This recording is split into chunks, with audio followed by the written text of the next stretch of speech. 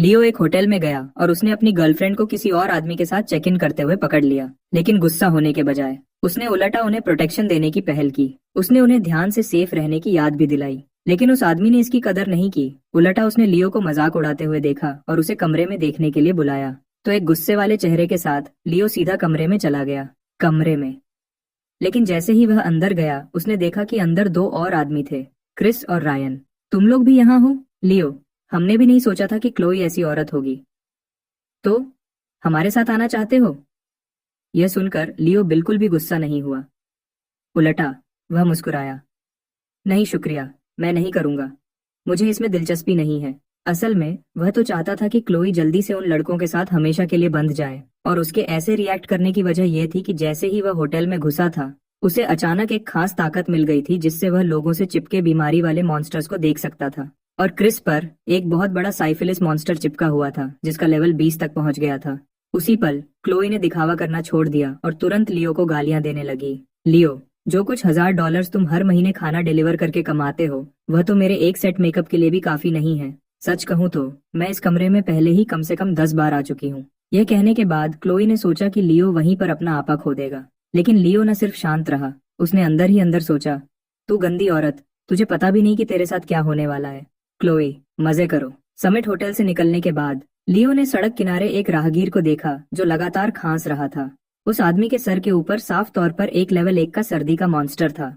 तभी अचानक एक सिस्टम स्क्रीन सामने आई और उसने लियो से पूछा कि क्या वह लड़ाई में शामिल होना चाहता है। जानने की इच्छा से उसने बिना सोचे हाँ चुन लिया। अगली ही सेकंड में लियो तुरंत एक दूसरी दुनिया में खिंच गया जहां उसके सामने एक सफेद पोलर बेयर खड़ा था जिसके सर के ऊपर एक हेल्थ बार चमक रहा था।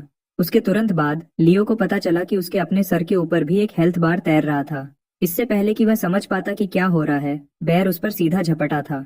लियो ने खुद ब खुद बचने की कोशिश की, लेकिन उसने जल्दी ही महसूस किया कि वह बिल्कुल भी हिल नहीं सकता था और उसके सर के ऊपर तुरंत एक चमकता हुआ लाल दस्त दिखा। उसके तुरंत बाद दूसरी तरफ का सर्दी का मॉन्स्टर भी अचानक अपनी जगह पर रुक गया। तभी लियो को एहसास हुआ कि वह अब फिर से हिल सकता था। तो उसने खुद ब खुद उसके सर पर एक घुस्सा मारा जिससे उसके हेल्थ बार से तुरंत 12 पॉइंट्स कम हो गए। उसी पल लियो को आखिरकार समझ आ गया कि क्या हो रहा था। यह एक क्लासिक टर्न बेस्ड लड़ाई थी। वहां से लियो और सर्दी का मॉन्स्टर एक दूसरे पर बार बार हमला करते रहे। जब तक लियो की हेल्थ सिर्फ 10 पॉइंट्स कम हुई थी तब तक सर्दी के मॉन्स्टर का हेल्थ बार पूरा खाली हो गया था और वह धड़ाम से जमीन पर गिर गया। लड़ाई खत्म होने के बाद लियो को 10 एक्सपीरियंस पॉइंट्स मिले और उसका लेवल बढ़कर लेवल 2 हो गया। उसके तुरंत बाद सिस्टम ने लियो को आइटम स्टोरेज और इक्विपमेंट स्टोरेज अनलॉक करने पर बधाई दी। उसी समय उसने उसे यह भी बताया कि उसने एक लेवल 1 के वायरल सर्दी के मॉन्स्टर को हरा दिया था और उसने सफलतापूर्वक स्ट्रॉन्ग स्किल हासिल कर ली थी। जैसे ही सीन बदला, लियो वापस उसी सड़क किनारे पर पहुंच गया और वह राहगीर जो इतना खांस रहा था जैसे उसके फेफड़े बाहर आ जाएंगे, अचानक ठीक हो गया। यह देखकर लियो तुरंत समझ गया कि जब तक वह उस बीमारी वाले मॉन्स्टर को हराता है तो वह न सिर्फ उस आदमी की बीमारी ठीक कर सकता है बल्कि अपने लिए इनाम भी कमा सकता है। अगर वह बस एक प्राइवेट क्लिनिक खोल ले और लोगों का ऐसे इलाज करना शुरू कर दे तो क्या वह रातों रात अमीर नहीं बन जाएगा? यह सोचकर लियो ने तुरंत अपनी नजर आसपास के दूसरे पैदल चलने वालों की तरफ घुमाई। लेकिन उसने कभी उम्मीद नहीं की थी कि उन लोगों पर बीमारी का लेवल 50 से भी ज्यादा था जहां कॉरोनरी डिजीज मॉन्स्टर्स और हार्ट डिजीज मॉन्स्टर्स हर जगह थे। वहां तक कि यूरेमिया मॉन्स्टर का लेफ्ट जनरल भी था। वह चीजें साफ तौर पर लियो की अभी की ताकत से बहुत ज्यादा थीं। ऐसा लगता था कि वह गंभीर बीमारियां जिन्हें मॉडर्न मेडिसिन अभी तक पूरी तरह ठीक नहीं कर पाई थी, लियो के लिए अपनी अभी की ताकत से हराना नामुमकिन था।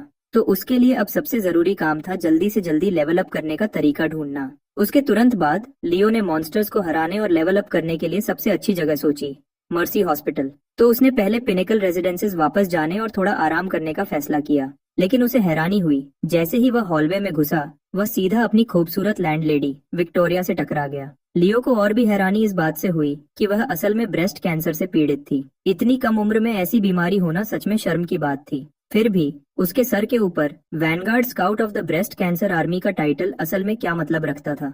लियो ने जल्दी से उस सोच को अलग कर दिया क्योंकि एक लेवल 10 का वायरस मॉन्स्टर अभी भी उसकी ताकत से बहुत ज्यादा था। तो उसने बस उसे आम तौर पर याद दिलाया, तुम्हें हॉस्पिटल में जाकर चेकअप करवाना चाहिए। जैसे ही उसने यह कहा, लियो जल्दी से अपने कमरे में चला गया। विक्टोरिया उसकी बात सुनकर वहीं पर रुक गई क्योंकि उसे सच में पहले ही लो ब्लड प्रेशर की बीमारी हो चुकी थी और लेट स्टेज ब्रेस्ट कैंसर भी। लेकिन सवाल यह था कि लियो कार्टर को यह सब कैसे पता चला। जैसे ही वह अंदर गया, लियो ने अपने सबसे अच्छे दोस्त टॉमी को देखा। और टॉमी पर कई बीमारी वाले मॉन्स्टर्स थे, जिसमें सबसे ज्यादा ध्यान खींचने वाला सॉफ्टी मॉन्स्टर था। लियो तुरंत चुप हो गया। यह लड़का हर दिन लगातार शेखी बघाड़ता था, लेकिन पता चला कि वह सिर्फ बातें करता था और कुछ नहीं। अपने भाई की आगे की खुशी के लिए लियो ने फैसला किया, अब सॉफ्टी मॉन्स्टर के खिलाफ लड़ाई शुरू करने का समय है। और उसका दुश्मन एक ढीला लचीला कछुआ निकला। पहले की तरह लड़ाई अब भी एक स्टैंडर्ड टर्न बेस्ड लड़ाई थी। बिल्कुल भी कोई सस्पेंस नहीं था। लियो आसानी से जीत गया और इस बार मॉन्स्टर ने असल में एक टेढ़ी तलवार गिराई। सिस्टम ने घोषणा की, बधाई हो होस्ट, आपने कर्व्ड ब्लेड इक्विपमेंट हासिल कर लिया है। इसको पहनने के बाद आपकी अटैक पावर 15 पॉइंट्स बढ़ जाएगी। जब लड़ाई खत्म हुई, लियो एक बार फिर असली दुनिया में वापस आ गया और टॉमी, जिसे कुछ भी पता नहीं था कि क्या हुआ था, अचानक महसूस हुआ कि उसका निचला शरीर हल्का हो गया है, जैसे उसमें फिर से ताकत भर गई हो। लियो, बाद में पैराडाइज स्पा चलोगे? मेरा ट्रीट। हा हा हा, तुम अकेले जाओ, मुझे दिलचस्पी नहीं है। अगली सुबह लियो अपने प्लान के मुताबिक मर्सी हॉस्पिटल पहुंच गया, लेकिन वहां पहुंचने के थोड़ी देर बाद ही उसके पीछे से अचानक एक जानी पहचानी आवाज आई। हम पहले ही अलग हो चुके हैं, तो तुम अब भी मेरा पीछा क्यों कर रहे हो? जो शख्स सामने आया वह क्लोई थी। लगता है जब वह उस सुबह उठी तो उसने अपने निचले हिस्से में दर्दनाक खुजली वाले दाने पाए, तो वह चेकअप के लिए हॉस्पिटल भागी। लियो तुरंत अंदर ही अंदर हंसा। पक्का, साइफिलिस मॉन्स्टर आखिरकार अपना असर दिखा रहा था। उसे बस ये नहीं पता था कि बाकी 3 बेवकूफों को भी लगा था या नहीं। तभी थोड़ी दूर से अचानक एक गुस्से वाली दहाड़ सुनाई दी। कसम से रायन, ये तुम ही होगे। सब जानते हैं कि तुम हमेशा इधर उधर मुंह मारते रहते हो। रायन ने तुरंत जवाब दिया। थोड़ी सी भी अकल होती तो पता होता कि ये क्लोई ही होगी। वह तो अब पब्लिक ट्रांसपोर्टेशन जैसी हो गई है। पूरा नजारा देखते हुए लियो बस हल्की मुस्कुराहट के साथ वहां खड़ा रहा और कुछ नहीं बोला, क्योंकि वह अकेला था जिसे पता था कि सबकी असल वजह क्रिस था। आखिर क्रिस पर साइफिलिस मॉन्स्टर का लेवल 20 तक था, तो लियो धीरे से उनके पास गया, पूरी तरह से उन्हें थोड़ा तसल्ली देने के लिए तैयार था। सच कहूं तो ये बीमारी इतनी डरावनी नहीं है। जब तक तुम अपनी दवाई समय पर लेते हो, एक्सरसाइज करते हो, एक अनुशासित जीवन जीते हो और अपना पोषण सुधारते हो, तो देर सवेर तुम मर जाओगे। यह कहने के बाद लियो पलटा और शान से चलता हुआ चला गया, उन तीनों को वहीं पर डर से कांपते हुए छोड़कर। उसके बाद लियो पीडियाट्रिक्स डिपार्टमेंट के एंट्रेंस पर गया और ऑफिशियली अपनी लेवलिंग की यात्रा शुरू की। लेवल 1 का ग्लटन मॉन्स्टर मिला। होस्ट, क्या आप लड़ाई में शामिल होना चाहते हैं? और ऐसे ही लियो ने पूरा दिन हॉस्पिटल में मॉन्स्टर्स को हराने में बिता दिया। दिन के अंत तक उसका लेवल पहले ही 7 तक पहुंच गया था। उसके इक्विपमेंट स्लॉट्स कई नए गियर से भर गए थे और उसका बैकपैक मॉन्स्टर्स को मारने से गिरे हर तरह के मांस से भरा हुआ था। और आइटम स्टोरेज का सबसे बड़ा फायदा यह था कि उसके अंदर समय पूरी तरह से रुका हुआ था, तो खाना खराब होने की बिल्कुल भी चिंता नहीं थी। लेकिन इसका एक बहुत बड़ा नुकसान भी था, यह किसी भी जिंदा चीज को बिल्कुल भी स्टोर नहीं कर सकता था। इसके अलावा लियो को एक सुनहरी स्किल बुक भी मिली जिसका नाम गोल्डन नीडल एक्यूपॉइंट स्ट्राइक था। इस स्किल का असर दर्द कम करना और जीवन शक्ति को बढ़ाना था। इसको सीखने के बाद लियो ने अपार्टमेंट वापस जाने और थोड़ा आराम करने का प्लान बनाया। लेकिन जैसे ही वह हॉलवे में गया, उसकी विक्टोरिया से फिर मुलाकात हुई और उसने सबसे पहले उसे डिनर पर बुलाया। तो लियो टॉमी को अपने साथ ले गया और विक्टोरिया के साथ एक बड़े बारबेक्यू रेस्टोरेंट में गया जो शहर के बीच में था। लेकिन जैसे ही वे लोग वहां पहुंचे, विक्टोरिया की बीमारी अचानक बढ़ गई। वह दर्द से जमीन पर गिर गई और धीरे से कराहने लगी। बहुत दर्द हो रहा है। उसे लगा कि शायद उसकी जिंदगी का अंत अब यही है। ये देखकर लियो को तुरंत गोल्डन नीडल एक्यूपॉइंट स्ट्राइक याद आया जो उसने उसी दिन पहले सीखा था। उसने तुरंत अपनी चांदी की सुई निकाली और विक्टोरिया के 3 एक्यू पॉइंट्स में लगा दी। अगले ही पल विक्टोरिया का पीला चेहरा ठीक होने लगा। लियो ने उससे कहा, मैंने अभी सिर्फ दर्द कम किया है। जब तुम्हें टाइम मिले तो हॉस्पिटल जाकर ठीक से चेकअप करवा लेना। ठीक है, शुक्रिया। डिनर के बाद विक्टोरिया ने लियो को अकेले अपने पेंट हाउस में बुलाया। अगर तुम मेरे साथ इन आखिरी कुछ महीनों तक रहोगे तो मैं ये पूरा अपार्टमेंट बिल्डिंग तुम्हें दे सकती हूँ। लियो एक पल के लिए रुक गया। तो तुम्हें अपनी हालत के बारे में पहले से पता था? विक्टोरिया ने धीरे से जवाब दिया। हाँ, मैं कभी किसी से सच में प्यार नहीं कर पाई, तो अपनी जिंदगी खत्म होने से पहले मैं एक ऐसा रिश्ता चाहती हूँ जो सिंपल और सच्चा हो। लियो ने पूछा, तो तुमने मुझे क्यों चुना? उसकी तरफ देखते हुए विक्टोरिया ने कहा, क्योंकि तुम शांत हो, भरोसेमंद हो और हैंडसम भी हो, और तुम्हारा एक्यूपंक्चर मेरा दर्द कम कर सकता है। इसका मतलब है कि मुझे तुम्हारे साथ रहने के लिए थोड़ा और टाइम मिलेगा। लियो का दिमाग वहीं पर घूम गया। कसम से, एक फ्री अपार्टमेंट और ऊपर से एक गर्लफ्रेंड भी, ये तो सोचने वाली बात भी नहीं है। तो बिना किसी झिझक के उसने तुरंत हाँ कर दी। उसी टाइम लियो ने चुपके से सोच लिया कि चाहे कुछ भी हो, वह विक्टोरिया की बीमारी ठीक करेगा। अगली सुबह जल्दी लियो मर्सी हॉस्पिटल वापस गया अपना लेवल बढ़ाने के लिए, और वहां पूरा एक दिन और मॉन्स्टर्स को हराकर उसका लेवल आखिरकार 10 हो गया। उसी टाइम उसे अचानक एक हिडन ग्रेड टैलेंट मिला, एडमेंट बॉडी। इस टैलेंट से उसको मिलने वाला हर डैमेज हमेशा के लिए कम हो गया। उसकी अटैक और डिफेंस बढ़ गई, वो सभी एबनॉर्मल स्टेटसेस से बच गया और हर सेकंड उसकी पूरी हेल्थ का 2% वापस आ जाता था। लियो पूरी तरह हैरान रह गया। कसम से ये टैलेंट तो कमाल का है। इसके साथ उसके पास अपने लेवल से ऊपर के दुश्मनों को चैलेंज करने की ताकत आ गई थी। जैसे ही यह ख्याल उसके दिमाग में आया, लियो खुद को रोक नहीं पाया और सीधा अपार्टमेंट बिल्डिंग की तरफ भागा, क्योंकि इस बार वह विक्टोरिया पर मौजूद वायरस मॉन्स्टर को चैलेंज करने जा रहा था। विक्टोरिया लियो को देखकर बहुत खुश हुई। उसकी तरफ धीमी मुस्कान के साथ देखते हुए उसने कहा, बेबी, कल जो तुमने 2 सुई लगाई थी उससे मैं आज पूरा दिन ठीक महसूस कर रही हूँ। लियो मुस्कुराया और जवाब दिया, फिक्र मत करो, अब जो होगा वह और भी अच्छा लगेगा। जैसे ही उसने यह कहा, वह तुरंत लड़ाई में उतर गया। Breast cancer army. पहला वैनगार्ड सोल्जर जो दिखा वह एक भयानक धारी वाला टाइगर था जिसकी पूरी 2000 एचपी थी। लियो ने अपनी तलवार पकड़ी और सीधा टाइगर पर वार किया। तुरंत 250 हेल्थ कम हो गई। यह टैलेंट सच में बहुत ताकतवर था। उसके तुरंत बाद टाइगर ने लियो पर एक भयंकर पलटवार किया, लेकिन उसके टैलेंट की वजह से लियो की सिर्फ 20 हेल्थ कम हुई और इस तरह दोनों तरफ से हजारों बार लड़ाई हुई। तब जाकर लियो ने आखिरकार वैनगार्ड सोल्जर को मार दिया।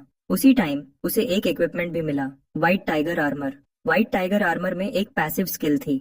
हर बार जब लियो का लेवल बढ़ता तो उसके सभी एट्रीब्यूट्स 10 पॉइंट से हमेशा के लिए बढ़ जाते। अभी का लेवल 1। लेकिन लियो ज्यादा देर खुश नहीं हो पाया। तभी विक्टोरिया के पास अचानक एक लेवल 20 का बीमारी मॉन्स्टर आ गया। सिस्टम का message, level 20 breast cancer army Centurion. Post case को मारने के बाद विक्टोरिया की जिंदगी 2 साल बढ़ सकती है। तब जाकर लियो को पूरी तरह समझ आया कि कैंसर को ठीक करना इतना आसान नहीं होगा। शायद बाद में उसके लिए और भी ताकतवर मॉन्स्टर्स की लंबी लाइन होगी, लेकिन कम से कम अब उसे सच्ची उम्मीद दिख गई थी। उस पल विक्टोरिया को खुद ही किसी वजह से बहुत हल्का महसूस हुआ, जबकि लियो चुपचाप सोच रहा था, यह क्या है? क्या यह सच में प्यार की ताकत है? उसके तुरंत बाद विक्टोरिया ने लियो का हाथ पकड़ा और धीरे से उसे बेडरूम की तरफ ले गई। लेकिन एक भयानक लड़ाई के बाद जब लियो ने विक्टोरिया को फिर से देखा, वह वहीं पर रुक गया, क्योंकि उसने उस पर एक और मॉन्स्टर देखा था, एक लेवल 100 का इनफर्टिलिटी मॉन्स्टर। लियो का दिल बैठ गया। विक्टोरिया ने अपनी पिछली जिंदगी में ऐसा क्या किया था कि उसे इस जिंदगी में इतना सब सहना पड़ रहा है? अगले दिन सुबह होने से पहले लियो मर्सी हॉस्पिटल वापस गया मॉन्स्टर्स को हराकर लेवल बढ़ाने के लिए, लेकिन उसने देखा कि वहां अचानक बहुत ज्यादा सिक्योरिटी गार्ड्स थे। हॉस्पिटल की इनकम अचानक 5वां हिस्सा कम हो गई थी और बहुत से मरीज रजिस्टर करने के तुरंत बाद ही ठीक हो रहे थे। डीन को शक हुआ कि कोई हॉस्पिटल के अंदर गैर कानूनी तरीके से इलाज कर रहा है और उसने तुरंत ऑर्डर दिया, आज सब लोग ध्यान से देखो, मैं चाहता हूँ कि सब लोग करीब से नजर रखें। उसी टाइम एक मेडिकल कार्ट लियो के सामने तेजी से लाया गया। किसी ने घबराकर चिल्लाया, बहुत खून बह रहा है, अगर अभी नहीं रोका तो हम उसे खो देंगे, जल्दी से डॉक्टर स्मिथ को सर्जरी के लिए बुलाओ। जैसे ही लियो ने यह देखा, उसने 1 सेकंड भी नहीं सोचा। वह तुरंत आगे बढ़ा और सबसे पहले खून रोकने के लिए गोल्डन नीडल एक्यूपॉइंट स्ट्राइक का यूज किया। जैसे ही चांदी की सुई अंदर गई, मरीज पर मौजूद ब्लीडिंग मॉन्स्टर का लेवल 20 से कम होकर 15 हो गया। उसके तुरंत बाद लियो ने तुरंत लड़ाई शुरू कर दी। अपने एडमेंट बॉडी टैलेंट की वजह से कोई शक नहीं था, लियो ने उसे आसानी से हरा दिया। बधाई हो होस्ट, लड़ाई जीत गए, इनाम मिला, सेंटेनियल मसाज। तब तक जो डॉक्टर्स दौड़कर आ रहे थे वे हैरान रह गए थे, क्योंकि मरीज का खून सच में पूरी तरह रुक गया था। लियो ने सर्जरी के दौरान उन्हें तुरंत चेताया, इस सुई को मत निकालना, इसमें खून रोकने और दर्द कम करने दोनों के असर हैं। डॉक्टर को यह सुनकर बहुत शक हुआ, लेकिन सर्जरी पहले थी, इसलिए उसने बहस करने में टाइम बर्बाद नहीं किया। तभी मरीज का परिवार जल्दी से आया और खुद लियो का शुक्रिया किया, क्योंकि उन सब ने अपनी आंखों से देखा था कि खून तभी रुका जब लियो ने वह सुई लगाई। जब लियो ने और करीब से देखा तो उसे पता चला कि वहाँ खड़ा आदमी उसका पुराना हाई स्कूल का क्लासमेट जेसन था, और जो मरीज था वह जेसन का पिता पुलिस चीफ था। पता चला कि एक क्रिमिनल को पकड़ने के ऑपरेशन के दौरान उस आदमी को कई बार चाकू मारा गया था, और शुक्र है कि लियो सही टाइम पर आ गया था। जेसन ने लियो से कहा कि सर्जरी खत्म होने के बाद उन दोनों को कभी ठीक से मिलना होगा। लियो ने हल्का सा सर हिलाया और बिना सोचे हाँ कर दी। उसके बाद वह आराम से हॉस्पिटल के आसपास मॉन्स्टर्स को हराकर लेवल बढ़ाने लगा। शाम हो चुकी थी और लियो घर जाने वाला था। तभी उसकी जेब में फोन बजा। फोन जेसन का था। जब जिंदगी दांव पर लगी थी, जेसन ने सबसे पहले लियो को याद किया। जैसे ही उसने यह सुना, लियो ने टाइम बर्बाद नहीं किया और सीधा हॉस्पिटल के रूम की तरफ भागा। एक नजर में ही उसे प्रॉब्लम समझ आ गई। लेवल 20 का एलीट मॉन्स्टर, ब्लड और की डिप्लीशन मॉन्स्टर। लियो तुरंत समझ गया कि आदमी के न जागने की असल वजह खून और की बहुत ज्यादा कमी थी। पहले तो लियो को लेवल 20 के एलीट मॉन्स्टर को हराने का ज्यादा भरोसा नहीं था, लेकिन उसी सुबह जो हुआ था उसके बाद लियो को बहुत कॉन्फिडेंस मिला था। उसे पहले से पता था कि वह गोल्डन नीडल एक्यूपॉइंट स्ट्राइक का यूज करके मॉन्स्टर का लेवल कम कर सकता है, इसलिए उसने वहीं पर कोशिश करने का फैसला किया। लेकिन एक डॉक्टर ने उसे तुरंत बीच में ही रोक दिया। ये तो मजाक है, तुम एक ऐसे आदमी पर भरोसा करोगे जिसके पास कोई मेडिकल लाइसेंस नहीं है, बजाय एक असली हॉस्पिटल के। जेसन ने ठंडे लहजे में जवाब दिया। अगर तुम्हारा हॉस्पिटल 50% सक्सेस रेट की गारंटी दे सकता है तो मैं उसे अभी तुम्हें दे दूंगा। यह सुनकर डॉक्टर का चेहरा तुरंत उतर गया, फिर भी वह जवाब में एक भी शब्द नहीं कह पाया। जब सब चुप हो गए, जेसन ने लियो की तरफ देखा और गंभीरता से कहा, अब से सब तुम्हारे ऊपर है लियो। लियो ने हल्का सा सर हिलाया और तुरंत काम पर लग गया। उसने सबसे पहले मरीज पर गोल्डन नीडल एक्यूपॉइंट स्ट्राइक का यूज किया। सुरक्षा के लिए लियो ने उसके बाद सेंटेनियल मसाज भी किया, और सच में मरीज पर मौजूद डिजीज मॉन्स्टर का लेवल तुरंत 20 से कम होकर 15 हो गया। सही टाइम देखकर लियो तुरंत लड़ाई में उतर गया। उसके इक्विपमेंट और टैलेंट्स दोनों उसे एक साथ ताकत दे रहे थे। वह बड़ा गोरिल्ला जिसकी पूरी 2500 HP थी, लियो ने उसे सिर्फ 9 वार में मार दिया। लड़ाई खत्म होने के बाद उसने 5-20 साल पुरानी हिशोवु रूट्स भी ड्रॉप की और एक पुराना ब्लड और काई सूप का फॉर्मूला। जैसे ही लड़ाई खत्म हुई, मरीज धीरे धीरे होश में आने लगा, हालांकि उसका शरीर अभी भी बहुत कमजोर था। यह देखकर लियो ने तुरंत फॉर्मूला निकाला और किसी को जल्दी से प्रिस्क्रिप्शन के हिसाब से दवा बनाने को कहा। मरीज के ब्लड और काई सूप पीने के बाद उसका चेहरा तुरंत गुलाबी हो गया। यह देखकर जेसन जल्दी से आगे बढ़ा और सच्चे दिल से लियो का फिर शुक्रिया किया। उसी टाइम जो डॉक्टर इलाज कर रहा था, उसने चुपके से लियो का प्रिस्क्रिप्शन एक तरफ कॉपी कर लिया। उसे पहले ही उसमें छिपी बहुत बड़ी इकोनॉमिक वैल्यू समझ आ गई थी, लेकिन उसे यह नहीं पता था कि चाहे उसे फॉर्मूला मिल भी जाए, वह असली ब्लड और केई सूप कभी नहीं बना पाएगा, क्योंकि उसके एक इंग्रेडिएंट को सिर्फ मॉन्स्टर ड्रॉप से ही पाया जा सकता था। इस तरफ सब कुछ ठीक करने के बाद लियो ने टाइम बर्बाद नहीं किया और फिर से लेवल बढ़ाने में लग गया, क्योंकि वह सबसे बेहतर जानता था कि विक्टोरिया के पास सच में ज्यादा टाइम नहीं बचा था। जैसे जैसे उसका लेवल बढ़ता गया, लियो ने जल्दी ही पता लगा लिया कि हर नए लेवल के लिए जरूरी एक्सपीरियंस बहुत तेजी से बढ़ रहा था। इस वजह से उसकी लेवल बढ़ाने की स्पीड धीमी होती गई।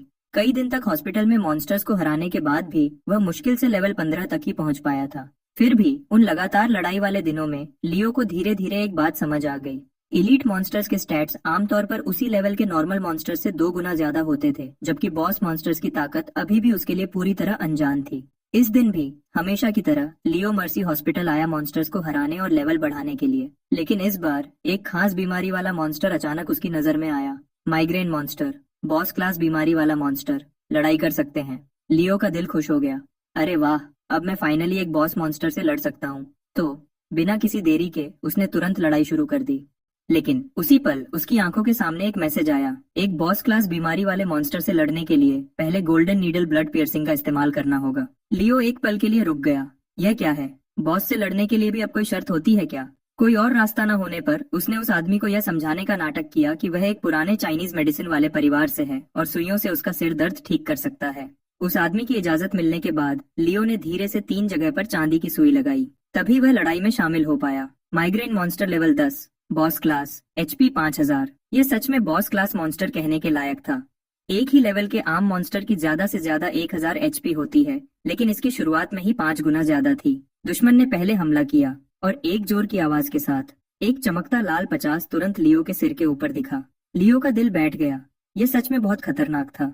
एडमेंट बॉडी उसकी रक्षा कर रहा था, फिर भी उसकी पूरी 50 HP कम हो गई। अगर कोई आम मॉन्स्टर होता तो वह उसे ज्यादा से ज्यादा एक अंक का नुकसान पहुंचाता। फिर फाइनली लियो की बारी आई जवाब देने की। एक और जोर की आवाज आई और इस बार उसके हमले ने पूरा 200 डैमेज किया। लियो जल्दी ही समझ गया।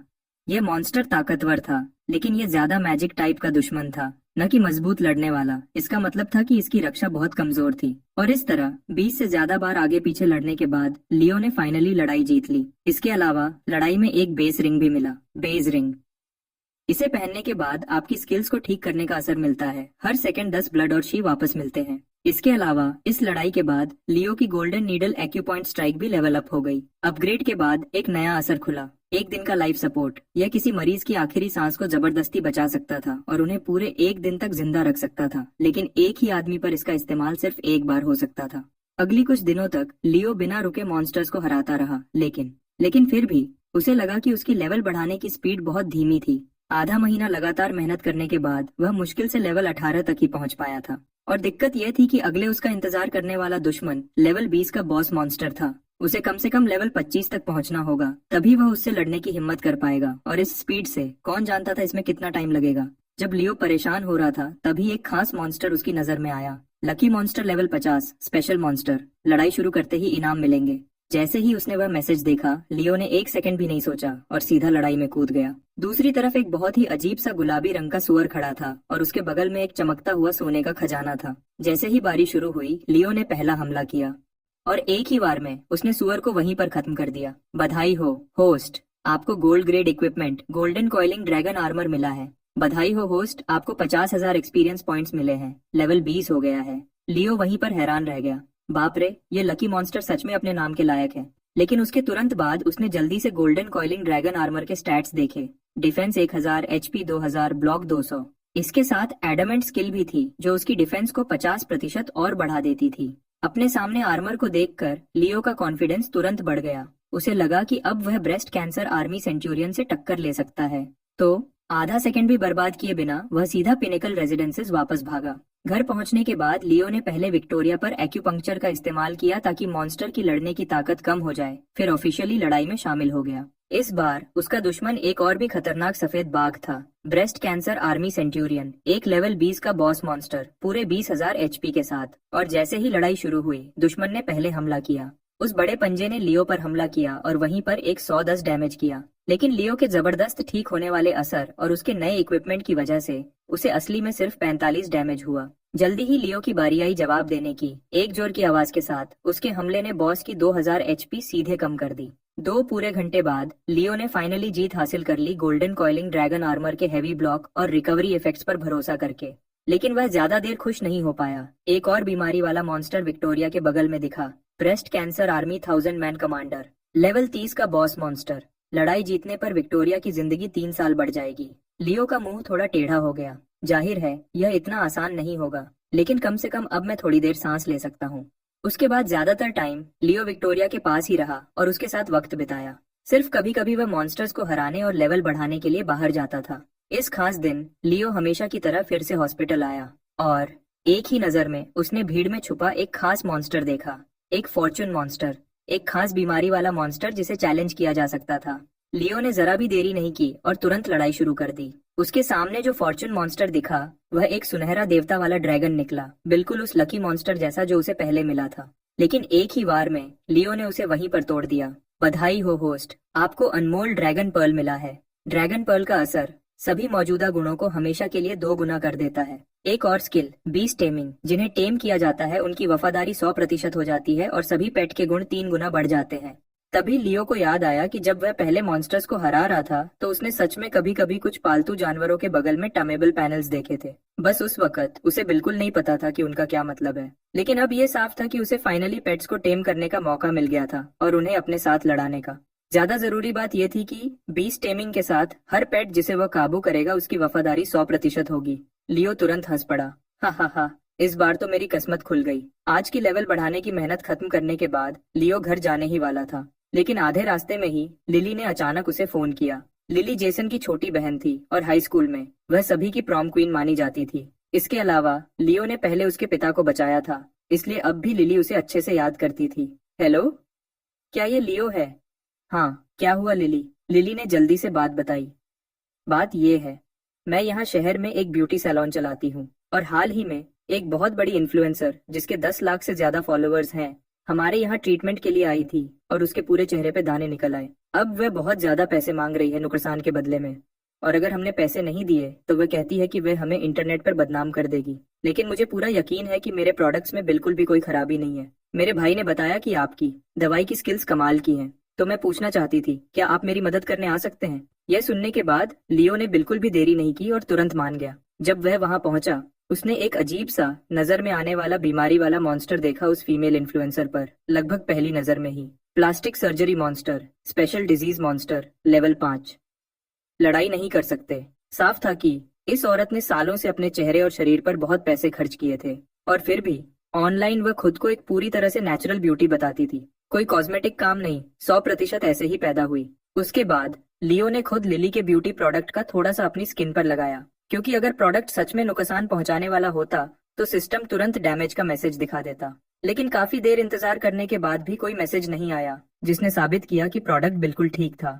अगर ऐसा था तो प्रॉब्लम सिर्फ इन्फ्लुएंसर कोको के साथ ही हो सकती थी। लियो ने और करीब से देखा और सच में उसने पाया कि उसके पास कई और बीमारी वाले मॉन्स्टर्स भी थे। कॉन्स्टिपेशन मॉन्स्टर लेवल 10, बॉस, लड़ाई कर सकते हैं। हेमोरॉइड मॉन्स्टर लेवल 10, बॉस, लड़ाई कर सकते हैं। लियो तुरंत सच समझ गया। कोको के चेहरे पर इतने दाने निकलने की असली वजह यह थी कि वह दो बॉस लेवल बीमारी वाले मॉन्स्टर्स उसके शरीर में बहुत ज्यादा जहर जमा कर रहे थे। लेकिन फिर भी कोको अब भी सलोन को ऑनलाइन बदनाम करने की धमकी दे रही थी और बहुत ज्यादा पैसे मांग रही थी। लियो ने मन ही मन वहीं पर गाली दी। इस औरत में बिल्कुल भी शर्म नहीं थी। अगली ही सेकंड सबके सामने उसने सीधे सीधे बता दिया कि कोको की छाती में कुछ भरा हुआ था और उसकी नाक भी बनाई गई थी। जैसे ही कोको ने यह सुना वह वहीं पर जम गई। आखिर वह ज्यादा देर पहले नहीं बेवर्ली हिल्स गई थी इन सब काम के लिए और उसके अपने मैनेजर को भी इसके बारे में कुछ नहीं पता था। यह समझकर कि लियो के पास असली स्किल्स हैं, कोको को तुरंत पीछे हटना पड़ा। ठीक है, मैं इस बात को आगे नहीं बढ़ाऊंगी, लेकिन आपको मेरे चेहरे के दाने ठीक करने होंगे। उसे देखकर लियो ने शांति से समझाया, तुम्हारे दानों की असली वजह तुम्हारी लंबे समय की कब्ज है, लेकिन वजह कुछ भी हो मैं इसे ठीक कर सकता हूँ। यह सुनकर कोको और भी हैरान हो गई और उसने मन ही मन सोचा, बाप रे, मेरे पर्सनल असिस्टेंट को भी इन छुपी हुई प्रॉब्लम्स के बारे में नहीं पता, इसे कैसे पता चला। फिर उसने दांत पीसकर कहा, ठीक है, अगर आप सच में इन प्रॉब्लम्स को पूरी तरह ठीक कर सकते हैं तो मैं इस बात को नहीं बढ़ाऊंगी, बल्कि लिली के सैलून का फ्री में प्रमोशन भी करूंगी। लिली की इस पूरी गड़बड़ को साफ करने में मदद करने के लिए लियो वहीं पर मान गया। उसके तुरंत बाद उसने एक चांदी की सुई निकाली और उसे सीधा कोको के चेहरे पर लगाया। उसी वक्त उसने चुपचाप उस मौके का फायदा उठाया और लड़ाई शुरू कर दी। अगली ही सेकंड में दिमागी दुनिया के अंदर शेर जैसा कब्ज वाला मॉन्स्टर गरजा और सीधा लियो पर झपट पड़ा। लेकिन उसके बाद सिर्फ एक जोर से थप्पड़ की आवाज आई और लियो जरा भी नहीं हिला। आखिर ड्रैगन पर्ल से उसकी ताकत बढ़ने की वजह से उसकी डिफेंस पहले ही हैरान करने वाले 7,000 तक पहुंच चुकी थी। इस तरह का कम लेवल का बॉस मॉन्स्टर मौजूदा लियो के लिए कोई असली खतरा पैदा नहीं कर सकता था। तो नतीजे में कोई सस्पेंस नहीं था। सिर्फ एक ही राउंड में लियो आसानी से जीत गया। उसी वक्त असली दुनिया में वापस कोको को अचानक बाथरूम जाने की बहुत तेज इच्छा हुई, जैसे कोई तेज लहर आ गई हो। उसका चेहरा तुरंत बदल गया और उसने अपने पिछवाड़े को पकड़कर तेजी से रेस्टरूम की तरफ भागी। 10 मिनट बाद कोको आखिरकार रेस्टरूम से बाहर आई, पूरी तरह से फ्रेश दिखते हुए। लियो को देखते हुए वह आह भरे बिना नहीं रह सकी। मैंने सच में नहीं सोचा था कि तुम्हारी उम्र का कोई इतना अच्छा हो सकता है। फिर उसने लिली की तरफ देखा और गंभीरता से कहा, फिक्र मत करो, मैं अपना वादा निभाऊंगी। पूरे मामले को अच्छे से सुलझाने के बाद लियो आखिरकार घर वापस चला गया। लेकिन उसे यह नहीं पता था कि तब तक लिली के दिल में उसके लिए कुछ अलग एहसास पैदा होने लगे थे। घर वापस आने के बाद लियो ने अपना खुद का हॉटपॉट रेस्टोरेंट खोलने का प्लान बनाना शुरू कर दिया, जैसे टॉमी ने किया था। वजह साफ थी, उसे इतने सारे मांस को इस्तेमाल करने का एक पक्का तरीका चाहिए था जो उसे मॉन्स्टर से मिल रहा था।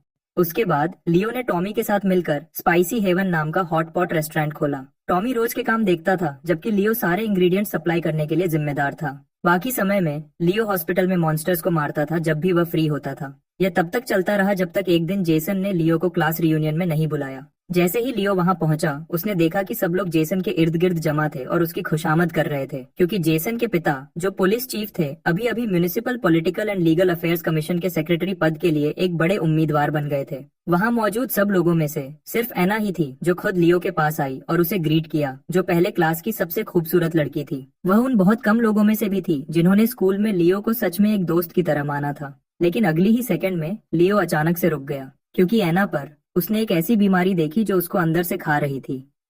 ALS, system prompt. ALS army का vanguard soldier, level 10 boss monster, लड़ाई के लिए तैयार। लियो अच्छे से जानता था कि उन 3 अक्षरों का क्या मतलब था। एक बार जब किसी को वह बीमारी हो जाती थी तो यह जल्दी मौत का नोटिस मिलने जैसा ही था। इसलिए उसने जरा भी देर नहीं की और तुरंत लड़ाई शुरू कर दी। सिर्फ लेवल 10 का बॉस मॉन्स्टर मौजूदा लियो के लिए बिल्कुल भी खतरा नहीं था। बधाई हो होस्ट, लड़ाई में जीत मिली, स्किल मिली, वीकनेस पंच, स्किल टाइप एक्टिव। लड़ाई के दौरान यह टारगेट के अटैक और डिफेंस को 10 राउंड्स के लिए 20% कम कर देता है। जब लियो ने अन्ना को दोबारा देखा, यकीनन उस पर एक और नया बीमारी वाला मॉन्स्टर दिखा। सिस्टम प्रॉम्प्ट, ALS आर्मी का सेंचुरियन, लेवल 20 बॉस मॉन्स्टर। लड़ाई एक्यूपंक्चर के बाद ही हो सकती है। लियो पहले चुपके से और एक्सपीरियंस जमा करना चाहता था, लेकिन अब जब लड़ाई के लिए एक शर्त थी तो उसे फिलहाल रुकना पड़ा। तो लियो ने अन्ना की तरफ देखा और नरम आवाज में उसे याद दिलाया, अगर तुम्हारे पास समय है तो हॉस्पिटल में पूरा चेकअप करवा लो। लेकिन अगले ही पल प्राइवेट रूम में मौजूद सब लोग पूरी तरह से घबरा गए, क्योंकि 3 नकाबपोश आदमी हाथ में चाकू लिए अचानक अंदर घुस आए और गरजते हुए बोले, कोई हिलेगा नहीं, जो हिला वह कटा। लड़की क्लासमेट्स ने तुरंत डर के मारे चीखना शुरू कर दिया। लेकिन ऐसे वक्त में लियो का पुराना दुश्मन स्टीव असल में हीरो बनने और खूबसूरत लड़की को बचाने की कोशिश करने लगा। नतीजा वही हुआ जो कोई भी उम्मीद करता। एक नकाबपोश आदमी ने उसे एक ही वार में गिरा दिया। वह फर्श पर गिर गया और खून लगातार बहता रहा। और उसी पल लियो ने देखा कि तीनों बदमाशों पर वही लाल छोटा सा निशान लटक रहा था। System prompt level 2 killing monster special monster, इससे लड़ाई नहीं हो सकती। लियो अंदर से हैरान था। मैंने कभी नहीं सोचा था कि मैं ऐसा कुछ भी देख पाऊंगा। उसके तुरंत बाद वह तीन आदमी एक दूसरे को चोट पहुंचाने लगे।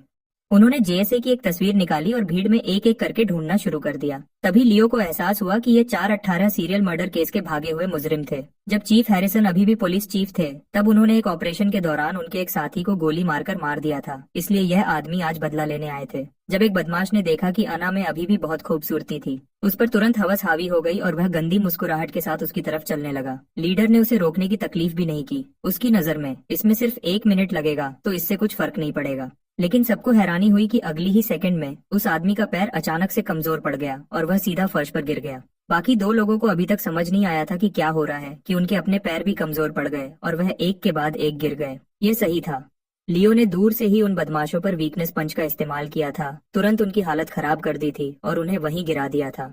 इतने कमजोर कि खा भी नहीं सकते और खड़े भी नहीं हो सकते। किसी भी क्लासमेट ने लियो को इतना काबिल होने की उम्मीद नहीं की थी। एक एक करके वह पूरी तरह से हैरान रह गए और उनका उसके प्रति रवैया वहीं बदल गया। सिर्फ स्टीव ही बचा था जो अभी भी वहीं अकेला पड़ा था, खून बह रहा था और बुरी तरह से रो रहा था। उस वक्त उन्हें सिर्फ पुलिस को फोन करना था और उनका आकर हालत को ठीक करने का इंतजार करना था। तभी भीड़ में से किसी ने अचानक सुझाव दिया कि जेसन को पहले अपने पिता को फोन करना चाहिए। जब तक चीफ हैरिसन खुद लोगों को लेकर आते और इन 3 वांटेड मुजरिमों को कामयाबी से पकड़ लेते, तो municipal political and legal affairs commission के सेक्रेटरी पद के लिए उनकी जगह पक्की हो जाती और मौके पर मौजूद क्लासमेट्स होने के नाते उन्हें भी फायदा मिलता। इसलिए सबने जल्दी से एक ही कहानी बना ली। जब तक लियो आखिरकार स्पाइसी हेवन वापस पहुंचा, तब तक बहुत देर हो चुकी थी और इस दौरान रेस्टोरेंट का बिजनेस बहुत ज्यादा बढ़ गया था, सिर्फ इसलिए क्योंकि उनके इंग्रेडिएंट्स का स्वाद ऐसा था जो बाहर का कोई और हॉटपॉट रेस्टोरेंट मैच नहीं कर सकता था। तभी एक अजनबी अचानक लियो के पास आया और अपना परिचय केविन के रूप में दिया, जो लिली का देवर था। लेकिन जैसे ही लियो ने करीब से देखा, उसने उस आदमी पर कई बीमारी वाले मॉन्स्टर्स लटकते हुए देखे। Premature ejaculation monster, erectile dysfunction monster, weakness monster, पूरा खराब सेट। एक नजर में ही पता चल गया कि यह आदमी बहुत समय से शराब और औरतों की वजह से पूरी तरह से कमजोर हो चुका था। और केविन ने सबसे पहले यह कहा कि लियो उसकी भाभी से दूर रहे। जब से उसका भाई मरा था, केविन तब से ही लिली पर नजर रखे हुए था और उसने उसे पाने का पूरा प्लान भी बना लिया था। लेकिन हाल ही में लिली लियो के बहुत ज्यादा करीब आ रही थी, जिसकी वजह से केविन को कभी मौका नहीं मिला। लड़के, अगर तुम अपनी भलाई चाहते हो तो उससे दूर रहो। यह सुनकर लियो अंदर ही अंदर मुस्कुराया। यकीनन एक विधवा के आसपास हमेशा मुश्किल होती है। अगली ही सेकंड में लियो ने अपना हाथ उठाया और केविन के चेहरे पर जोर से थप्पड़ मारा। तुम्हें क्या लगता है कि तुम मुझे बता सकते हो कि मुझे क्या करना है? उस थप्पड़ से केविन जमीन पर गिर गया और वहीं पूरी तरह से हैरान रह गया। उसने कभी नहीं सोचा था कि आसपास के सबसे अमीर परिवार का एक यंग मास्टर एक हॉटपॉट रेस्टोरेंट के मालिक से सबके सामने थप्पड़ खाएगा। वह वापस उठकर लड़ना चाहता था, लेकिन उसका शरीर बहुत पहले ही ज्यादा ऐशो इशरत की वजह से खोखला हो चुका था। आखिर में वह सिर्फ पीछे हट पाया और एक धमकी दी, तुम बस इंतजार करो, मेरे पास तुम्हें बर्बाद करने के 100 तरीके हैं। अगली सुबह जल्दी लियो अभी बिस्तर से उठा ही था कि उसे टॉमी का एक जरूरी फोन आया। लियो, ये बुरा हुआ, कुछ लोगों ने हमारे रेस्टोरेंट से खाना खाया है और उन्हें फूड पॉइजनिंग के लक्षण दिख रहे हैं। जैसे ही उसे फोन आया, लियो बिना एक सेकंड गंवाए रेस्टोरेंट वापस भागा। जैसे ही वह अंदर गया, उसने कई लोगों को झुके हुए और लगातार उल्टी करते हुए देखा। उन पर लेवल 8 डायरिया मॉन्स्टर और लेवल 5 वॉमिटिंग मॉन्स्टर लटक रहे थे। लियो ने तुरंत मन ही मन में कोसा, तो वह असल में नाटक नहीं कर रहे थे। अगर उसे अपने मांस की क्वालिटी पर पूरा भरोसा नहीं होता, तो वह भी इस पर यकीन कर लेता। तब तक रेस्टोरेंट को देखने वालों ने घेर लिया था और रिपोर्टर्स भी आ चुके थे। लियो को तुरंत एहसास हुआ कि यह पब्लिक रिलेशंस डिजास्टर को कितनी अच्छी तरह से संभाल सकता है। यह दिखाने का सही समय था। तो उसने भीड़ की तरफ देखा और ऐलान किया, अभी यहाँ कोई भी मेरे स्टोरेज रूम में जा सकता है, जो मांस का टुकड़ा चाहे ले सकता है और उसे टेस्ट के लिए भेज सकता है। अगर कोई भी दिक्कत हुई तो मैं उस आदमी को वहीं $10,000 दूंगा। जहाँ तक इन उल्टी और डायरिया वाले लोगों की बात है, हम उन्हें अभी सीधा हॉस्पिटल ले जाएंगे। अगर यह फूड पॉइजनिंग निकला तो मेरा रेस्टोरेंट उनके मेडिकल खर्च का 10 गुना भुगतान करेगा और तुरंत बंद हो जाएगा। भीड़ में छुपा हुआ केविन अपनी मुस्कुराहट रोके नहीं रोक पाया, क्योंकि उसकी नजर में ये लोग पूरी तरह से फूड पॉइजनिंग से पीड़ित थे। आखिर उसने खुद ही उन्हें पहले घर पर खराब खाना खिलाया था, यह सब प्लान करने के लिए। इसलिए वह हॉस्पिटल चेकअप में खुशी खुशी साथ देने को तैयार था। लेकिन जब वह हॉस्पिटल पहुंचे तो कुछ अजीब हुआ। उनका पेट दर्द अचानक कम हो गया, जबकि उसकी जगह उनकी दोनों किडनियां बुरी तरह से दर्द करने लगीं। जब तक टेस्ट के नतीजे आए, केविन पूरी तरह से हैरान रह गया। डॉक्टर ने साफ साफ कहा कि उनके पेट में बिल्कुल भी कोई दिक्कत नहीं थी, बल्कि असली मसला यह था कि उन्होंने बहुत समय तक ज्यादा सेक्स किया था, जिसकी वजह से उनके शरीर बहुत कमजोर हो गए थे और वह पोषण को ठीक से संभाल नहीं पा रहे थे, जिसकी वजह से उल्टी और डायरिया हो रहा था। लियो ने केविन की तरफ देखा, अपने होंठों को हल्की मुस्कुराहट में मोड़ते हुए और खुले तौर पर उकसाते हुए कहा, तो तुमने सच में सोचा था कि तुम मेरे साथ खेल सकते हो? यह सही था। लियो ही पर्दे के पीछे से काम कर रहा था। रास्ते में उसने पहले ही इस सिस्टम का इस्तेमाल करके उन लोगों पर से डायरिया मॉन्स्टर और वॉमिटिंग मॉन्स्टर को तुरंत मार दिया था। फिर बस और ज्यादा असर के लिए उसने उन्हें आमतौर पर वीकनेस पंचेस का पूरा सेट मारा था। उसके बाद ही लियो ने शांति से कहा, वह बस शारीरिक रूप से कमजोर है। अब तुम इसका इल्जाम मेरे हॉटपॉट पर तो नहीं लगा सकते, है ना? केविन का चेहरा तुरंत पतीले के तले जैसा काला पड़ गया, लेकिन वह सिर्फ अपना गुस्सा पी सकता था। और बस ऐसे ही जो साजिश उसने इतनी मेहनत से बनाई थी, वह पूरी तरह से शुरू होने से पहले ही लियो ने उसे कुचल दिया। लेकिन लियो के आराम करने से पहले ही अगली ही सेकंड में वह उस आदमी से टकराया जिसे वह सबसे कम देखना चाहता था। क्लोई, उसकी एक्स गर्लफ्रेंड, असल में उसे ढूंढने के लिए यहाँ जानबूझकर आई थी। वह पहले ही जानती थी कि लियो ने हॉटपॉट रेस्टोरेंट खोला है और उसका बिजनेस पागलों की तरह चल रहा था, तो इस बार वह साफ तौर पर उसके साथ वापस आने आई थी। उसने तो बेशर्मी से यह भी कहा कि जिस दिन से उसने लियो से रिश्ता तोड़ा था, तब से वह पूरी तरह से बदल चुकी थी। फिर वह लियो के करीब झुकी और जानबूझकर नरम आवाज में कहा, लियो, क्या तुम पहले मुझे हमेशा छूना नहीं चाहते थे? आज रात मैं तुम्हें छूने दे सकती हूँ। यह सुनकर लियो को इतनी घिन आई कि वह वहीं उल्टी करने वाला था। जब उसने करीब से देखा, उसने देखा कि क्लोई का सिफिलिस मॉन्स्टर अभी भी वहाँ था और उसके ऊपर वह जेनिटल वार्ड्स मॉन्स्टर और कई और गंदी चीजें भी लिए हुए थी। और भी बुरा यह था कि अब उस पर एक हरा स्पेशल मॉन्स्टर भी था, एक killing monster, level 3 special monster. इससे लड़ाई नहीं हो सकती। बस इस बार ये लाल नहीं था, ये हरा था। लियो को यकीन नहीं हुआ कि क्लोई ने सच में लोगों को मारा है। तो ये हरा मॉन्स्टर क्या था? लेकिन एक पल सोचने के बाद उसे तुरंत समझ आ गया, अबॉर्शंस, और एक बार से ज्यादा। क्लोई से यही उम्मीद थी। सच में बहुत डरावनी। लियो उस पर और बात नहीं करना चाहता था, तो उसने वहीं सड़क पर जोर से कहा, सब पीछे हट जाओ, इस औरत को साइफिलिस है। जैसे ही आसपास के लोगों ने यह सुना, उनके चेहरे बदल गए और वह सब क्लोई से ऐसे दूर हट गए जैसे वह कोई बीमारी हो। क्लोई बहुत गुस्से में थी, उसका चेहरा बिगड़ गया, लेकिन आखिर में वह सिर्फ धीरे से गाली दे सकी और शर्मिंदा होकर चली गई। इसी बीच रिवर वैली जनरल हॉस्पिटल में सब स्पेशलिस्ट और हॉस्पिटल के डायरेक्टर परेशान दिख रहे थे। वजह साफ थी, वार्ड में जो मरीज था उसे खून की एक बहुत खतरनाक बीमारी थी जिसका नाम हीमोफेगोसाइटिक सिंड्रोम था। यह बीमारी इतनी बुरी थी कि कोई चमत्कारी डॉक्टर भी उसे बचाने में मुश्किल महसूस करता। और भी बुरा यह था कि हॉस्पिटल के बेड पर लेटा वह आदमी कोई आम मरीज नहीं था। वह क्रिस सिंक्लेयर था, जो सिंक्लेयर ग्रुप का मालिक था। उस वक्त क्रिस गहरी बेहोशी में था और उसका बुखार कम नहीं हो रहा था। मिस सिंक्लेयर, हमने सब कुछ कर लिया है जो हम कर सकते थे। पास में क्रिस की छोटी बहन जोई सिंक्लेयर खड़ी थी, जो विक्टोरिया की भी अच्छी दोस्त थी। जैसे ही विक्टोरिया ने सुना कि उसकी दोस्त का भाई बहुत बीमार हो गया है, उसने तुरंत लियो के एक्यूपंक्चर के बारे में सोचा और उसे बुलाया कि वह आकर देखे कि क्या कुछ हो सकता है। जैसे ही लियो हॉस्पिटल पहुंचा, उसने तुरंत क्रिस पर बीमारी का मॉन्स्टर देखा। System prompt, hemophagocytic syndrome monster, level 40 elite monster. लड़ाई कर सकते हो, जीतने के बाद 3 साल की उम्र बढ़ जाएगी। यह देखकर लियो ने भी थोड़ी राहत की सांस ली। भगवान का शुक्र है कि यह बॉस मॉन्स्टर नहीं है, वरना शायद मैं भी उसे नहीं बचा पाता। फिर भी लियो अभी सिर्फ लेवल 25 पर था और लेवल 40 के एलीट मॉन्स्टर से लड़ना उसके लिए अभी भी मुश्किल था। उसे ज्यादा भरोसा नहीं था, लेकिन मरीज मौत के करीब था और किसी भी पल उसकी जान जा सकती थी। इसलिए लियो ने जल्दी से एक टेम्पररी हल निकाला। अगले ही पल उसने बिना सोचे एक चांदी की सुई क्रिस के अंदर डाल दी, क्योंकि अब तक level 3 golden needle acupoint strike में 1 दिन का लाइफ सपोर्ट इफेक्ट आ गया था। यह मरीज की आखिरी सांस को जबरदस्ती बचाए रख सकता था और उसे पूरे 1 दिन तक जिंदा रख सकता था। उसके ठीक बाद क्रिस, जो बेहोश पड़ा था, धीरे धीरे अपनी आंखें खोलने लगा। लियो ने फिर जल्दी से खून और केज्यू की एक दवा लिखी और किसी को फार्मेसी में जाकर दवा बनाने को कहा। जैसे ही क्रिस ने उसे पिया, उसकी हालत थोड़ी और ठीक हो गई। हालांकि यह हालत ज्यादा से ज्यादा 5 दिन तक ही रह सकती थी, लेकिन लियो के लिए 5 दिन का समय कई और लेवल्स बढ़ाने के लिए काफी था। तो लियो तुरंत जोई की तरफ मुड़ा और बोला, मैं इसे ठीक कर सकता हूँ, लेकिन मुझे पहले वापस जाकर कुछ तैयारी करनी होगी। अगर उसने पहले ऐसा कुछ कहा होता तो जोई उसे धोखेबाज समझती, लेकिन अब उसने अपने भाई को देखा था जो मौत के करीब था, लियो के कुछ सुइयों के इस्तेमाल के बाद अपनी आंखों से जागते हुए। इसलिए उसे लियो की मेडिकल स्किल पर पूरा भरोसा हो गया था। वापस जाते हुए लियो ने अपने फोन पर सिंक्लेयर ग्रुप के बारे में एक खबर देखी। लोगों को पहले ही पता चल गया था कि क्रिस बहुत बीमार है और मौत के करीब है। इस वजह से सिंक्लेयर ग्रुप के स्टॉक बहुत तेजी से गिर रहे थे। लेकिन तुरंत ही लियो के दिमाग में एक और ख्याल आया।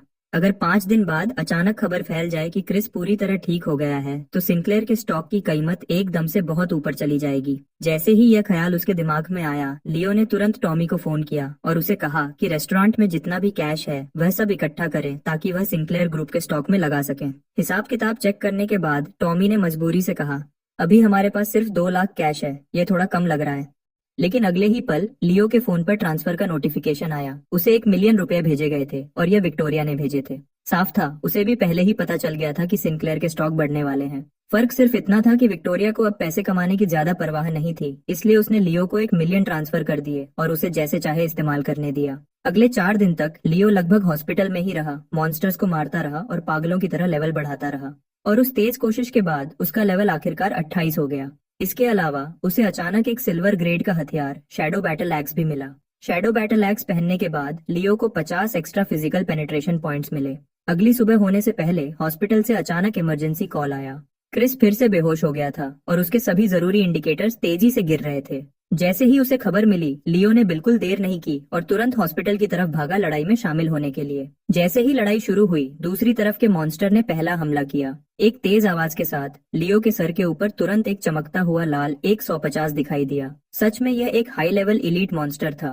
गोल्डन कॉइलिंग ड्रैगन आर्मर और एडमेंट बॉडीज दोनों पहने होने के बाद भी लियो को इतना नुकसान हुआ। जल्दी ही आखिरकार लियो की बारी आई जवाब देने की, और एक और आवाज के साथ। इस बार उसने सिर्फ 200 डैमेज किया। जैसे जैसे लड़ाई चलती रही, लियो के पास वीकनेस पंच से डीबफ्स लगाते रहने के अलावा कोई और रास्ता नहीं था। तभी वह मुश्किल से जीत पाया। जब मॉन्स्टर आखिरकार मर गया तो उसने अचानक एक खून जैसा लाल अंडा गिरा दिया जिस पर लिखा था 7 दिन में अंडा पूरा हो जाएगा। लियो ने तुरंत उस अंडे को अपने स्पेशल बैकपैक में रख लिया। उसी समय क्रिस, जो हॉस्पिटल के बेड पर बेहोश पड़ा था, धीरे धीरे अपनी आंखें खोलने लगा। जैसे ही जोई ने देखा कि उसका भाई सच में जाग गया है, वह बहुत खुश हो गई और वहीं लियो का हाथ पकड़ लिया। और उसी पल लियो ने अचानक उस पर एक बहुत खास बीमारी का मॉन्स्टर देखा। System prompt, stone maiden monster, level 100 boss monster. लड़ाई कर सकते हो। सीधे शब्दों में इस हालत का मतलब था एक अजीब शारीरिक बनावट जिसकी वजह से आम शादी के रिश्ते मुश्किल थे। पुराने जमाने में इस हालत वाली औरतों को अक्सर बुरा माना जाता था। मॉडर्न मेडिसिन में भी इसे ठीक करना बहुत मुश्किल शारीरिक बीमारी माना जाता था। लेकिन लियो की नजरों में यह ठीक न होने वाली बीमारी नहीं थी। असली समस्या यह थी कि उसकी अभी की ताकत से वह level 100 king tier boss monster को हरा नहीं सकता था। लेकिन उसके ठीक बाद लियो ने बीमारी के मॉन्स्टर के नीचे एक हरा टेक्स्ट भी देखा। System prompt, stone maiden monster के पास एक खंजर है जिसने उसे एक बार घायल किया था। इस बॉस के खिलाफ इसका एक खास असर है। लियो ने तुरंत रिएक्ट किया। यह शायद एक खास आइटम था जो इस बॉस मॉन्स्टर को हराने के लिए बनाया गया था। लेकिन उसके ठीक बाद समस्या आ गई। अगर मैं लड़ाई में शामिल नहीं होता तो मुझे वह आइटम कैसे मिलेगा? फिर भी अगर मैं लड़ाई में शामिल होता हूँ तो अभी भी उसे हराने का कोई मौका नहीं है, तो आइटम के होने की जानकारी भी मेरे किसी काम की नहीं है। सोचने के बाद लियो अभी के लिए इस बात को छोड़ने और उसे किसी और दिन के लिए रखने के अलावा कुछ नहीं कर सकता था। इसी बीच क्रिस के मौत से बचने की खबर तेजी से फैल गई और सिंक्लेयर ग्रुप के स्टॉक की कीमत फिर से धीरे धीरे बढ़ने लगी। कुछ दिन बाद सिंक्लेयर के स्टॉक पूरी तरह से डेली लिमिट अप पर पहुंच गए और लियो ने जो 1.2 मिलियन डॉलर लगाए थे वह 2.4 मिलियन डॉलर हो चुके थे। कुछ ही देर में कुछ अच्छे कनेक्शन वाले लोगों को पता चला कि क्रिस मौत के मुंह से इसलिए वापस आ पाया क्योंकि उसे एक सच्चा चमत्कारी डॉक्टर मिला था। जैसे ही यह अफवाह फैली, यह बिजनेस की दुनिया के सबसे बड़े लोगों में बहुत तेजी से फैल गई। आखिरकार जिन लोगों ने इतनी दौलत कमा ली थी उनके लिए सबसे जरूरी चीज पैसा नहीं बल्कि सेहत थी। तो कुछ समय तक बहुत सारे बड़े बिजनेसमैन ने हर मुमकिन तरीके से पता लगाने की कोशिश की कि यह चमत्कारी डॉक्टर कौन था, लेकिन आखिर में उनमें से हर कोई खाली हाथ रहा। ये इसलिए था क्योंकि लियो और क्रिस ने पहले ही इस पर बात कर ली थी। सिंक्लेयर फैमिली को उसके बारे में हर जानकारी छुपानी थी, क्योंकि जो पेड़ जंगल से ऊपर खड़ा होता है, हवा सबसे पहले उसी को गिराती है। इस स्टेज पर लियो अभी भी चुप रहना, चुपचाप आगे बढ़ना और खुद पर ज्यादा ध्यान न खींचने को पसंद करता था। फिर भी अपनी शुक्रगुजारी दिखाने के लिए क्रिस ने लियो को $1 मिलियन का चेक दिया। इससे भी ज्यादा उसने यह भी साफ कर दिया कि वह लियो के साथ एक गहरा रिश्ता बनाना चाहता है। सिंक्लेयर ग्रुप बहुत पहले से हेल्थ और वेलनेस इंडस्ट्री में घुसना चाहता था और एक मॉडर्न जड़ी बूटी मेडिसिन इंडस्ट्रियल पार्क बनाना चाहता था। तो क्रिस ने खासतौर पर लियो से पूछा कि क्या उसके पास कोई आइडियाज हैं, और सबसे पहले जो लियो के दिमाग में आया वह उसकी खून और की सूप थी। फॉर्मूला में कुछ आसान बदलाव के साथ यह अभी भी गुर्दों को मजबूत करने और पूरी ताकत बढ़ाने के लिए एक अच्छा असर रख सकती थी। जिन पुरुषों को गुर्दे की कमजोरी और ताकत की कमी थी, उनके लिए यह एक वरदान से कम नहीं होगा। और भी जरूरी बात यह थी कि फॉर्मूला में बड़े पैमाने पर प्रोडक्शन की असली संभावना थी। यह सुनने के बाद क्रिस ने वहीं फैसला कर लिया। आखिरी अग्रीमेंट में सिंक्लेयर ग्रुप पैसा लगाएगा और 49% शेयर्स लेगा, जबकि लियो फॉर्मूला देगा और 51% शेयर्स रखेगा। मॉडर्न जड़ी बूटी मेडिसिन इंडस्ट्रियल पार्क लियो के होम टाउन में बनाया जाएगा और लियो खुद उसके ऑपरेशंस का पूरा कंट्रोल संभालेगा और दोनों पक्षों के बीच के कोऑर्डिनेशन के लिए जोई खुद सब कुछ संभालेगी। और बस ऐसे ही लियो सच में पहली बार कैपिटल की दुनिया में कदम रख चुका था। कई सालों तक पैकेजेस डिलीवर करने के बाद लियो एक बात सबसे बेहतर समझ गया था कि सिर्फ कैपिटल की दुनिया में अपनी जगह बनाकर ही वह एक इस्तेमाल होने वाला मोहरा बनना छोड़ सकता था और आखिरकार अपनी किस्मत खुद लिखने वाला खिलाड़ी बन सकता था। पलक झपकते ही 7 दिन गुजर गए। उस वक्त लियो के हाथ में लाल पेटेग था और उसका इंक्यूबेशन पीरियड आखिरकार खत्म हो गया था। जैसे ही सुनहरी रोशनी चमकी, एक गोल छोटा सा जीव जो बिल्कुल पैंडा जैसा दिखता था अचानक उसके सामने आ गया। सिस्टम प्रॉम्प्ट गोल्डन ग्रेड पेट जायंट पैंडा लेवल एचपी अटैक डिफेंस 500। पहला स्किल फ्रीज, हमलों में 10% चांस है कि टारगेट को वहीं जमा दे। पैसिव स्किल 30% कम डैमेज होता है। पेट का एचपी ओनर के एचपी के साथ शेयर होता है और लड़ाई तभी खत्म होती है जब दोनों पूरी तरह खत्म हो जाते हैं। जैसे ही उसने यह देखा, लियो वहीं रुक गया।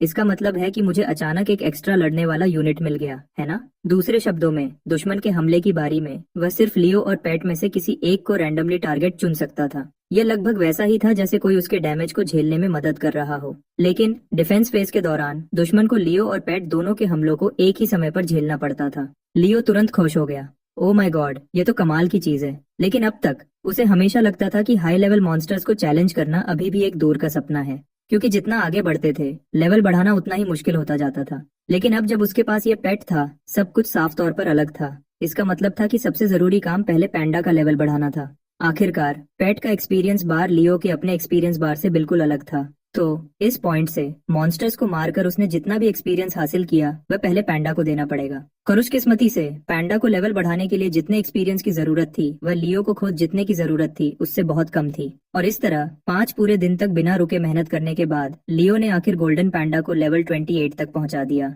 उसके तुरंत बाद वह जितनी जल्दी हो सके घर भागा। विक्टोरिया पर ब्रेस्ट कैंसर आर्मी के 1000 मैन कमांडर से लड़ने के लिए बेचैन था। जैसे ही लड़ाई शुरू हुई, बॉस मॉन्स्टर ने पहला हमला किया, लेकिन उसके कुछ करने से पहले ही वह तुरंत अपनी जगह पर जम गया। साफ तौर पर क्योंकि लियो के गोल्डन पैंडा ने अपनी स्किल चला दी थी।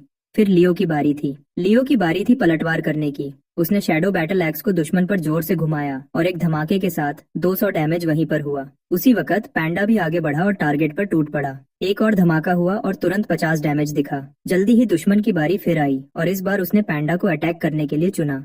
एक जोर की आवाज के साथ पैंडा ने पूरा 300 डैमेज सीधे झेला। यह सही था क्योंकि वह एक टैंक टाइप यूनिट था और आम लड़ाकुओं से कहीं ज्यादा मजबूत था। और इस तरह सैकड़ों बार आगे पीछे की लड़ाई के बाद लियो ने आखिर जीत हासिल की। जैसे ही 1000 मैन कमांडर खत्म हुआ, तुरंत उसके बाद एक बिल्कुल नया डिजीज मॉन्स्टर दिखा। System prompt breast cancer army 10,000 man commander level 50 leader class monster लड़ाई के लिए उपलब्ध। लड़ाई में जीत से 5 साल की उम्र बढ़ती है। यह पहले ही एक लीडर क्लास दुश्मन था, बॉस मॉन्स्टर से एक पूरा लेवल ऊपर, और एक पल के लिए लियो भी नहीं बता पाया कि उसकी लड़ने की ताकत कितनी ज्यादा होगी। इसके अलावा 1000 मैन कमांडर को मारने से एक बिल्कुल नई स्किल भी मिली, sleight of hand. System prompt, ये स्किल सिर्फ इलीट मॉन्स्टर्स या उससे बड़े पर ही इस्तेमाल हो सकती है। लड़ाई में घुसे बिना यह यूजर को मॉन्स्टर से सीधे आइटम मिलने का एक मौका देती है। कूल डाउन टाइम 7 दिन। जैसे ही उसने ये स्किल देखी, लियो को तुरंत जोई पर मौजूद लेवल 100 स्टोन मेडन मॉन्स्टर याद आया, क्योंकि स्लाइट ऑफ हैंड बिल्कुल वही था जो उसे एक डिजीज मॉन्स्टर से की ड्रॉप आइटम हासिल करने के लिए चाहिए था, बिना लड़ाई में घुसे। तो लियो पहले ही मौके पर हर्बल मेडिसिन इंडस्ट्रियल पार्क गया। ऑफिस के अंदर जोई अपनी कुर्सी पर चुपचाप बैठी थी। लियो ने पहले उसे शांति से नमस्ते किया, जैसे कुछ भी अजीब न हो। फिर बिना किसी झिझक के उसने उस पर स्लाइट ऑफ हैंड का इस्तेमाल किया। नतीजा बिल्कुल भी बुरा नहीं था। अपनी पहली ही कोशिश में उसने सच में कुछ चुरा लिया। उसने जल्दी से उसे खोला तो देखा कि आइटम पर लिखा था ड्राइड बनाना। लियो वहीं पर हैरान रह गया। ये क्या बकवास है? कब से एक स्टोन मेडन मॉन्स्टर बनाना गिराने लगा? क्या मैंने सच में एक पूरा मौका इस पर बर्बाद कर दिया? कोई और रास्ता न होने पर वह अभी के लिए अपने गुस्से को दबा पाया और फिर से कोशिश करने के लिए और 7 दिन इंतजार किया। 7 दिन बाद लियो को लिली का फोन आया। उसके बोलने का तरीका झिझक भरा और अजीब था, जैसे उसे कुछ बहुत शर्मनाक बात कहनी हो। पता चला कि उसके हेमोरॉइड्स फिर से बढ़ गए थे और दर्द बहुत ज्यादा था, लेकिन वह सच में हॉस्पिटल नहीं जाना चाहती थी। यह सुनकर लियो ने कोई बात नहीं घुमाई और बस मदद करने के लिए मान गया। वह तुरंत अपनी कार में बैठा और सीधा लिली के घर की तरफ भागा। जब वह वहां पहुंचा और करीब से देखा तो सच में उसे एक बहुत जाना पहचाना डिजीज मॉन्स्टर दिखा। System prompt, hemorrhoid monster, level 15, normal monster, local massage treatment के बाद लड़ाई के लिए उपलब्ध। इस बार लियो खुद एक अजीब मुश्किल में पड़ गया। उसे झिझकते हुए देखकर जैसे उसे कुछ मुश्किल बात कहनी हो, लिली ने अपना सर झुकाया, शर्मा गई और धीमी आवाज में पूछा, क्या यह सच में इतना मुश्किल है इलाज करना? क्या आपको पहले चेक करना पड़ेगा? लियो सिर्फ इतना ही बता पाया कि इसका इलाज हो सकता है, लेकिन इसके लिए मसाज थेरेपी की जरूरत पड़ेगी ताकि खून का दौरा ठीक हो और रुकावट दूर हो। जैसे ही लिली ने सुना कि सर्जरी की जरूरत नहीं है, वह तुरंत बहुत खुश हो गई। उसने जल्दी से कहा कि जब तक यह ठीक हो सकता है उसे कोई दिक्कत नहीं है कि वह कैसे भी करे। तो उसने लियो को अपने बेडरूम में खींच लिया और एक तेजी के बाद उस तेजी भरी लड़ाई में लियो ने हेमोरॉइड मॉन्स्टर का सफलतापूर्वक इलाज कर दिया। एक पल में लिली ने महसूस किया कि उसका पूरा शरीर रिलैक्स हो गया और दर्द बहुत कम हो गया। जब उसने फिर से लियो को देखा, उसकी आंखों में भाव पूरी तरह बदल गए थे, जैसे उसने अचानक कुछ सोच लिया हो। अगली ही पल वह पास आई और धीरे से लियो के दोनों हाथ अपने हाथों में ले लिए। लियो, मैं सच में तुम्हें बहुत पहले से पसंद करती हूँ। मुझे पता है तुम्हारी पहले से गर्लफ्रेंड है, तो क्या तुम मुझे अपनी लवर बना सकते हो? यह सुनकर लियो ने एक पल के लिए भी नहीं सोचा और वहीं पर उसे मना कर दिया। लेकिन उसे हैरानी हुई, लिली ने कोई हंगामा नहीं किया। उसने बस धीरे से कहा, ठीक है, अगर ऐसा है तो अब से क्या हम अब भी दोस्त रह सकते हैं? लियो ने एक पल के लिए सोचा, फिर सर हिलाया और मान गया। लेकिन अगले ही पल उसका फोन अचानक बजा और कॉल विक्टोरिया का था। जैसे ही लियो ने सुना कि वह क्या कह रही थी, वह तुरंत गुस्से में आ गया, क्योंकि विक्टोरिया की बातों से उसे पता चला कि उसके घर पर एक अनचाहा मेहमान आया था। वह आदमी रिचर्ड था, जिससे उसके घर के बड़े बुजुर्गों ने सालों पहले जुबानी तौर पर उसकी शादी का वादा किया था। तब जैसे ही रिचर्ड को पता चला कि विक्टोरिया को एक लाइलाज बीमारी है, पहली चीज जो उसने की वह यह थी कि उसने मांग की कि उसे सगाई तोड़ने की इजाजत दी जाए। लेकिन उसे उसके घर के बड़े बुजुर्गों ने रोक दिया, जिन्होंने उसे बताया कि जब वह मर जाएगी तो सगाई अपने आप ही खत्म हो जाएगी। और अब जब उसने सुना कि विक्टोरिया का ब्रेस्ट कैंसर ठीक हो गया है, यह बेशर्म कमीना वापस आ गया था शादी की बात करने। जैसे ही लियो ने यह सब सुना, वह सीधा पिनेकल रेजिडेंसेस की तरफ गाड़ी चलाकर गया। इतना गुस्से में था कि वह उस कमीने को अपने नंगे हाथों से चीर देना चाहता था। जैसे ही वह अंदर घुसा, लियो ने एक नजर में उस आदमी को देखा और वहां डिजीज मॉलिक्यूल्स का एक घना झुंड था, जो उसके पूरे शरीर पर लटक रहे थे। उनमें से एक खास डिजीज मॉन्स्टर ने तुरंत लियो का ध्यान खींच लिया। System prompt, implant monster, level 100, special disease monster, लड़ाई के लिए उपलब्ध। लियो वहीं पर हैरान रह गया और उसके दिमाग में एक ख्याल आया, या खुदा, क्या इसे अब भी आदमी कह सकते हैं? क्या घूर रहा है? रिचर्ड ने देखा कि लियो उसे घूर रहा है और तुरंत गुस्से में गरजा, मैं अपनी मंगेतर से मिलने आया हूँ, यह तो आम बात है। बोलते हुए उसने एक बैंक कार्ड निकाला और लियो की तरफ बढ़ाया। तेरे और उसके बीच की इस छोटी सी बात के लिए मैं तुझे मुआवजा देने को तैयार हूँ। इस कार्ड में 5 मिलियन है, इसे अपनी ब्रेकअप फी समझ, ले और निकल यहाँ से। सच में लियो ने रिचर्ड के बारे में विक्टोरिया से बहुत पहले ही सुन लिया था। ये आदमी एक बदनाम स्थानीय गुंडा था विक्टोरिया के होमटाउन ओक क्रीक में। इस बात पर भरोसा करते हुए कि उसके घर के बड़े बुजुर्गों ने स्थानीय अधिकारियों के साथ साजिश की थी, उसने सालों तक अपनी ताकत का गलत इस्तेमाल किया बिना किसी हद के। पूरे शहर में आम लोगों को तंग करता था। यह कहा जा सकता है कि जब से रिचर्ड बड़ा हुआ, ओक क्रीक के पूरे शहर ने एक भी शांति भरा दिन नहीं देखा था। ऐसा नहीं था कि किसी ने कभी पलटवार करने की कोशिश नहीं की थी। कुछ लोगों ने एक बार उसे कोर्ट तक ले जाने की हिम्मत की थी, लेकिन मसला यह था कि सरकार और बिजनेस बहुत पहले से एक ही जाल में बुने हुए थे। वह लोग लगभग सब स्टर्लिंग फैमिली के पालतू कुत्ते थे और कई मामलों में तो विक्टिम्स द्वारा हायर किए गए लॉयर्स भी चुपके से दूसरी तरफ के थे। तो नतीजा बताने की शायद ही जरूरत थी। विक्टिम्स ने न सिर्फ अपने केस हारे, बल्कि उनके पूरे परिवारों पर अक्सर स्टर्लिंग फैमिली ने बाद में बुरी तरह से बदला लिया। तब से ओक क्रीक में किसी ने भी स्टर्लिंग फैमिली के खिलाफ खड़े होने की हिम्मत नहीं की, क्योंकि कोई भी एक पल की बगावत के लिए अपने पूरे परिवार को मरवाना नहीं चाहता था। और विक्टोरिया ओक क्रीक की सबसे खूबसूरत लड़कियों में से एक थी, तो रिचर्ड का उसे हाथ से जाने देने का कोई इरादा नहीं था।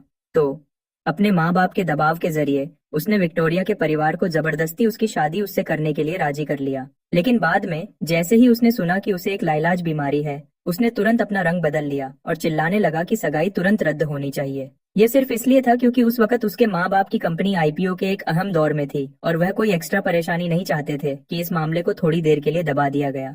और अब जैसे ही रिचर्ड को पता चला कि विक्टोरिया ठीक हो गई है, वह वापस आकर उसे फिर से छीन लेने के लिए बेचैन था। अभी भी वहाँ क्या खड़ा है? पैसा ले और निकल जा। यह देखकर कि लियो अभी तक 1 इंच भी नहीं हिला था, रिचर्ड और भी ज्यादा गुस्से में आ गया। यह सुनकर लियो अंदर से बिल्कुल शांत हो गया और गंभीरता से सोचने लगा कि इस कचरे से कैसे सबसे अच्छे से निपटा जाए। हाँ, वह उस कमीने को वहीं पर आसानी से मार सकता था और लाश को अपने स्पेशल बैकपैक में डालकर गायब कर सकता था, लेकिन सच कहूँ तो यह उसे बहुत आसानी से छोड़ देना होता। और फिर अचानक ही लियो के दिमाग में एक चमकदार ख्याल आया। अगली ही पल उसने रिचर्ड के इम्प्लांट मॉन्स्टर के खिलाफ फैसले के साथ लड़ाई शुरू कर दी। भले ही वह चीज लेवल 100 की थी, लियो जरा भी नहीं डरा, क्योंकि उसे पहले से पता था कि ऐसे खास हाई लेवल डिजीज मॉन्स्टर्स अक्सर कागज पर डरावने लगते हैं, लेकिन अक्सर जितने दिखते हैं उससे कहीं ज्यादा कमजोर होते हैं। बिल्कुल वैसे ही जैसे फॉर्चून मॉन्स्टर और लकी मॉन्स्टर जो उसे पहले मिले थे। बिल्कुल जैसा लियो ने सोचा था, वह इम्प्लांट मॉन्स्टर बिना किसी मेहनत के ही खत्म हो गया। और जैसे चीजें सामने आई, वह बिल्कुल वही था जो लियो ने अनुमान लगाया था। रिचर्ड का चेहरा तुरंत पीला पड़ गया। अगली पल उसने दर्द से अपना क्रॉच पकड़ लिया, सीधा जमीन पर गिर गया और बेकाबू होकर तड़पने लगा। या खुदा, ये क्या हो रहा है? मुझे अचानक ऐसा क्यों लग रहा है जैसे जैसे वह गायब हो गया है। यह नजारा देखकर विक्टोरिया ने तुरंत अपना मुंह ढक लिया और हैरानी से लियो को घूरने लगी। लियो, तुमने बिल्कुल क्या किया? यह सुनकर लियो ने तुरंत एक मासूम सा चेहरा बना लिया। मुझे क्या पता, मैं कोई चमत्कारी डॉक्टर थोड़ी हूँ। एक बार जब उसने देखा कि उसका मकसद पूरा हो गया है, लियो ने और वक्त बर्बाद नहीं किया और जल्दी से 911 पर कॉल किया। आखिर उसका उस कमीने को इतनी आसानी से मरने देने का कोई इरादा नहीं था। और बस ऐसे ही रिचर्ड गुस्से में धमकियों से भरा हुआ अंदर घुसा था।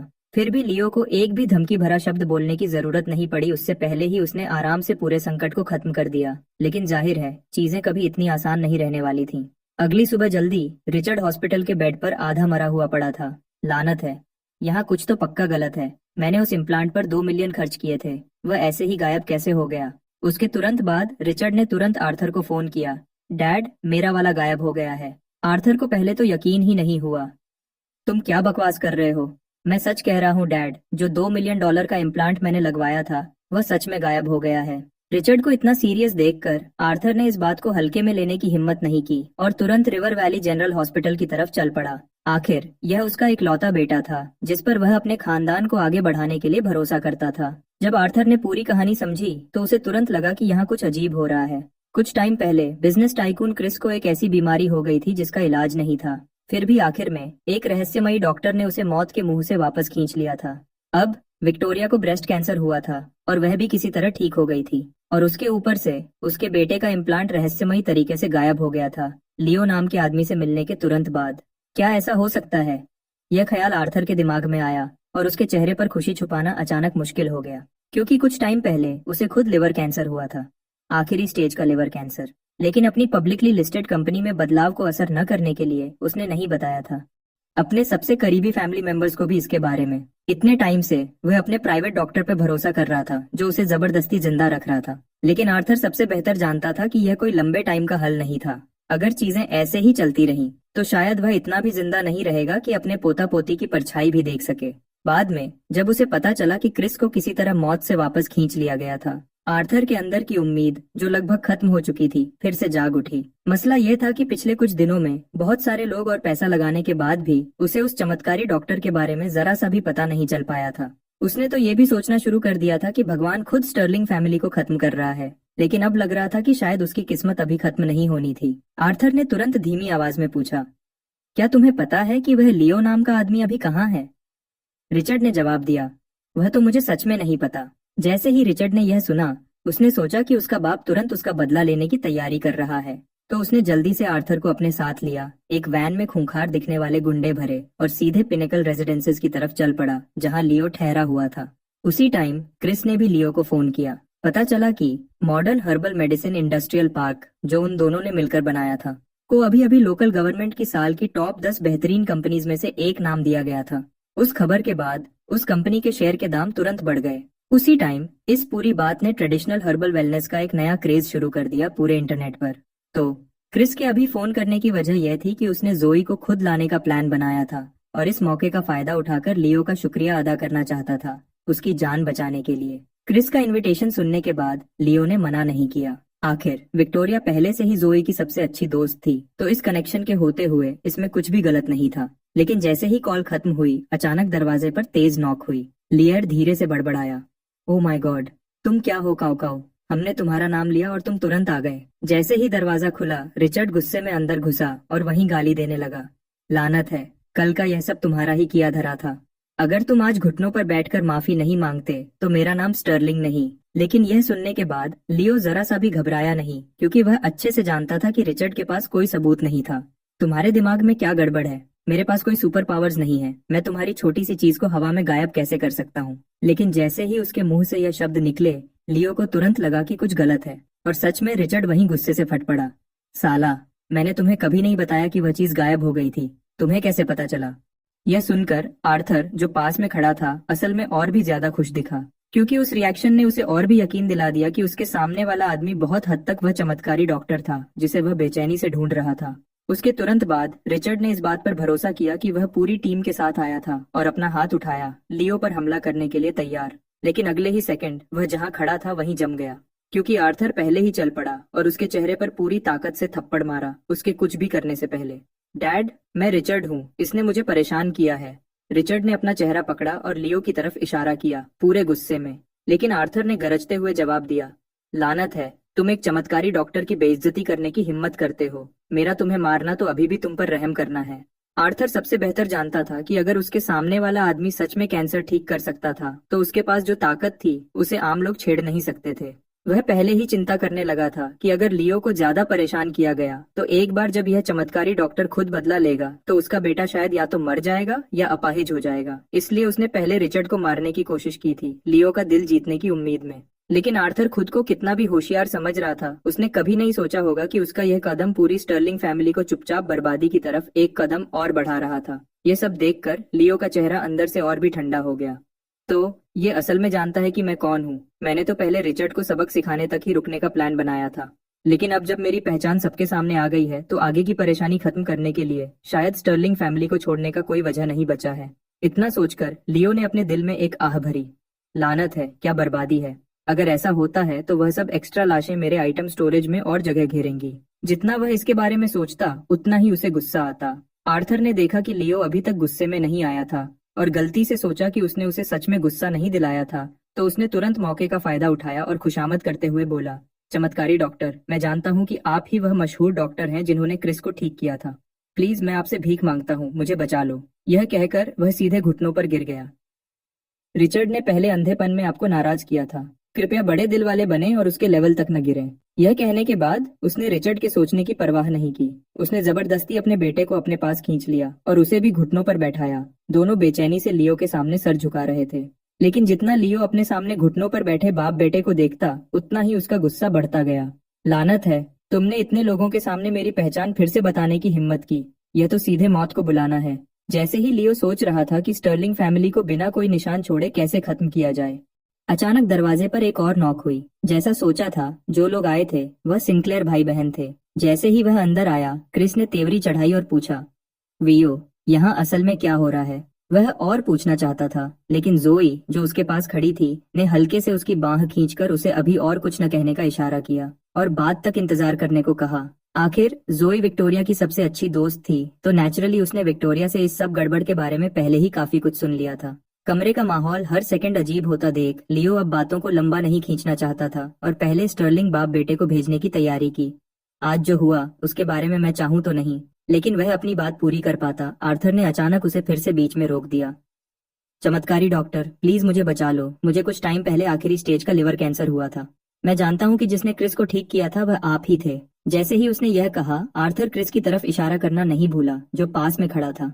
उस पल क्रिस के चेहरे पर भी गुस्से की लकीरें थीं और वह अंदर से बहुत परेशान महसूस कर रहा था। उसने अभी कुछ टाइम पहले ही लियो से वादा किया था कि वह उसकी पहचान को छुपा कर रखेगा, चाहे कुछ भी हो। फिर भी अब किसी ने सबके सामने उसकी पहचान बता दी थी। यह तो उसे सीधे आग के गड्ढे में धकेलने जैसा था। जहाँ तक लियो की बात थी, वह भी यह सुनकर उतना ही हैरान था। वह यह सोचने से खुद को रोक नहीं पाया कि आर्थर जैसी अक्ल वाला आदमी इतने सालों तक ओक क्रीक पर कैसे राज कर पाया था। उसी टाइम स्टर्लिंग फैमिली को पूरी तरह से खत्म करने का लियो का इरादा और भी मजबूत हो गया, क्योंकि वह अच्छे से जानता था कि स्टर्लिंग्स को अब और अकेला नहीं छोड़ा जा सकता था। आर्थर जैसे अधूरे दिमाग के साथ यह सिर्फ टाइम की बात थी कि वह लियो को भी अपने साथ नीचे खींच लेता। इधर रिचर्ड, जो अभी भी जमीन पर घुटनों के बल बैठा था, अपने सामने हो रही हर चीज से इतना हैरान था कि उसकी आंखें बाहर निकलने वाली थीं। उसने पहले कितनी भी परेशानी खड़ी की हो, उसका बाप हमेशा उसके लिए सब ठीक कर देता था, लेकिन अब आर्थर असल में वहां कुत्ते की तरह घुटनों पर बैठा था, किसी और से रहम की भीख मांग रहा था। रिचर्ड को और ज्यादा उलझन में डालने वाली बात यह थी आखिरी स्टेज का लिवर कैंसर जो आर्थर ने अभी बताया था। उसने इसके बारे में पहले कभी एक शब्द भी नहीं सुना था। यह सब सुनकर क्रिस को आखिर में पूरी कहानी समझ आ गई। तो ऐसा था, वह बिजनेस की दुनिया में कितना भी ताकतवर हो, आखिर में वह भी एक इंसान ही था। लियो जैसे आदमी के सामने एक चमत्कारी डॉक्टर जो जिंदगी और मौत से खेल सकता था, वह सिर्फ चुपचाप राज रख सकता था। फिर भी यह बाप बेटे की जोड़ी ने असल में लियो को उसके सामने धमकाने की हिम्मत की थी। वह असल में जिंदगी से थक चुके थे। लियो ने जमीन पर घुटनों के बल बैठे आर्थर को देखा और एक पल के लिए सच में नहीं जानता था कि ऐसे बेवकूफ का क्या करे। आखिर में उसने पहले हालत को संभालने का फैसला किया और अभी के लिए बातों को ज्यादा बढ़ाने से बचा। तो उसने सीधे से कहा, पहले मेरे साथ आओ, अगर इलाज चाहिए तो पहले एक्यूपंक्चर करवाना होगा। जैसे ही उसने यह सुना, आर्थर जमीन पर घुटनों के बल बैठे रिचर्ड को पूरी तरह भूल गया और जल्दी से खड़ा हो गया, लियो के पीछे बेडरूम में भागते हुए। जैसे ही एक्यूपंक्चर हो गया, लियो ने तुरंत जंग शुरू कर दी आर्थर के लिवर कैंसर आर्मी के पहले सिपाही के खिलाफ। नतीजा लगभग मजेदार था। वह मॉन्स्टर 2 राउंड भी नहीं टिक पाया और सीधे लियो के एक्सपीरियंस पॉइंट्स में बदल गया। जैसे ही जंग खत्म हुई, आर्थर को तुरंत एक ऐसी गर्माहट महसूस हुई जिसे बयान नहीं किया जा सकता था, जो उसके शरीर में बढ़ रही थी। उसका दिल अंदर तक हिल गया। तो ये होता है एक चमत्कारी डॉक्टर। सिर्फ 2 मिनट हुए हैं और असर अभी से दिख रहा है। यह तो डरावना है, लेकिन सच में सिर्फ लियो ही जानता था कि असल में क्या हुआ था। उसने आर्थर के लिए सिर्फ एक पहला सिपाही हटाया था। उसके पीछे अभी भी बहुत सारे खतरनाक मॉन्स्टर्स की लंबी लाइन थी। कैंसर कभी इतनी आसानी से ठीक होने वाली चीज नहीं थी। लियो ने फिर शांत आवाज में कहा, मैं यह साफ कर दूं, जो मैंने अभी किया उससे सिर्फ अभी के लिए तुम्हारा दर्द कम हुआ है। अगर तुम सच में ठीक होना चाहते हो तो तुम्हें और भी बहुत सारे इलाज की जरूरत पड़ेगी। और एक और बात, आज यहाँ जो हुआ उसके बारे में एक भी शब्द इस कमरे से बाहर नहीं जाना चाहिए, वरना अंजाम तुम खुद भुगतोगे। आर्थर ने इतनी जोर से सर हिलाया जैसे मुर्गा चावल चुग रहा हो। चिंता मत करो चमत्कारी डॉक्टर, अगर मुझे मार भी दिया जाए तो भी मैं आपको कभी नहीं बेचूंगा। इस पॉइंट तक आर्थर ने लियो को देखना शुरू कर दिया था, एक अकेला सहारा जिसे वह पकड़ सकता था अपनी जान बचाने के लिए। जब लियो ने आखिर में स्टर्लिंग बाप बेटे को धमकी और अधूरी सच्चाई के साथ भेज दिया, वह वापस क्रिस के पास गया और माफी मांगते हुए कहा, उसके लिए माफ करना, मैं अभी थोड़ा लेट हो गया था। यह सुनकर जोई तुरंत आगे बढ़ी और पूछा, लियो, क्या वह आदमी रिचर्ड था? विक्टोरिया ने मुझे उसके बारे में बहुत पहले बताया था। ऐसे लोगों को सच में बचाना नहीं चाहिए। क्रिस, जो बगल में खड़ा था, अब तक पूरी तरह हैरान हो चुका था। हे भगवान, तो मैं ही यहाँ अकेला बाहर वाला हूँ। ये बाप बेटा कौन है? कोई मुझे ठीक से समझा सकता है क्या? उसके तुरंत बाद उसने खुद को रोका नहीं और स्टर्लिंग फैमिली ने सालों से जो भी बुरे काम किए थे वह एक एक करके सब बता दिए। ये सब सुनने के बाद क्रिस भी अपने मन में गाली देने लगा। ये क्या बकवास है? क्या वह लोग इंसान हैं भी? लेकिन जब वह गुस्से में था, क्रिस को जल्दी ही समझ आ गया कि यह लियो के सामने अच्छा बनने का सही मौका है। आखिर क्रिस जैसे लेवल का आदमी अगर पूरे देश में भी देखा जाए तो भी वह बड़े बिजनेस वालों में सबसे ऊपर ही आएगा। अगर किसी छोटे से शहर के स्थानीय गुंडे को खत्म करना हो तो यह उसके लिए बिल्कुल भी मुश्किल काम नहीं था। उसके तुरंत बाद क्रिस ने लियो की तरफ देखा और खुद ही बोला, लियो, क्या तुम चाहते हो कि मैं अपने जान पहचान का इस्तेमाल करूं और उसे तुम्हारे लिए हटा दूं? यह सुनकर लियो तुरंत सोचने लगा, यह सच में एक तरीका हो सकता था। आखिर स्टर्लिंग फैमिली के पास बहुत लोग और ताकत थी और सिर्फ अपनी ताकत पर भरोसा करने की भी एक सीमा होती है। और सबसे जरूरी बात, अभी सबसे जरूरी काम आर्थर से जल्दी निपटना था और ये पक्का करना था कि लियो के बारे में कोई बात बाहर न फैले। लेकिन थोड़ी देर सोचने के बाद लियो ने क्रिस की तरफ देखा और धीरे से बोला, कुछ कोशिश करना ठीक है, लेकिन सवाल ये है, क्या तुम सच में उसे कानूनी तरीके से या कम से कम चुपचाप हटा सकते हो? ऐसे समाज में अगर मौत का मामला हो तो शोर छोटा नहीं रहता।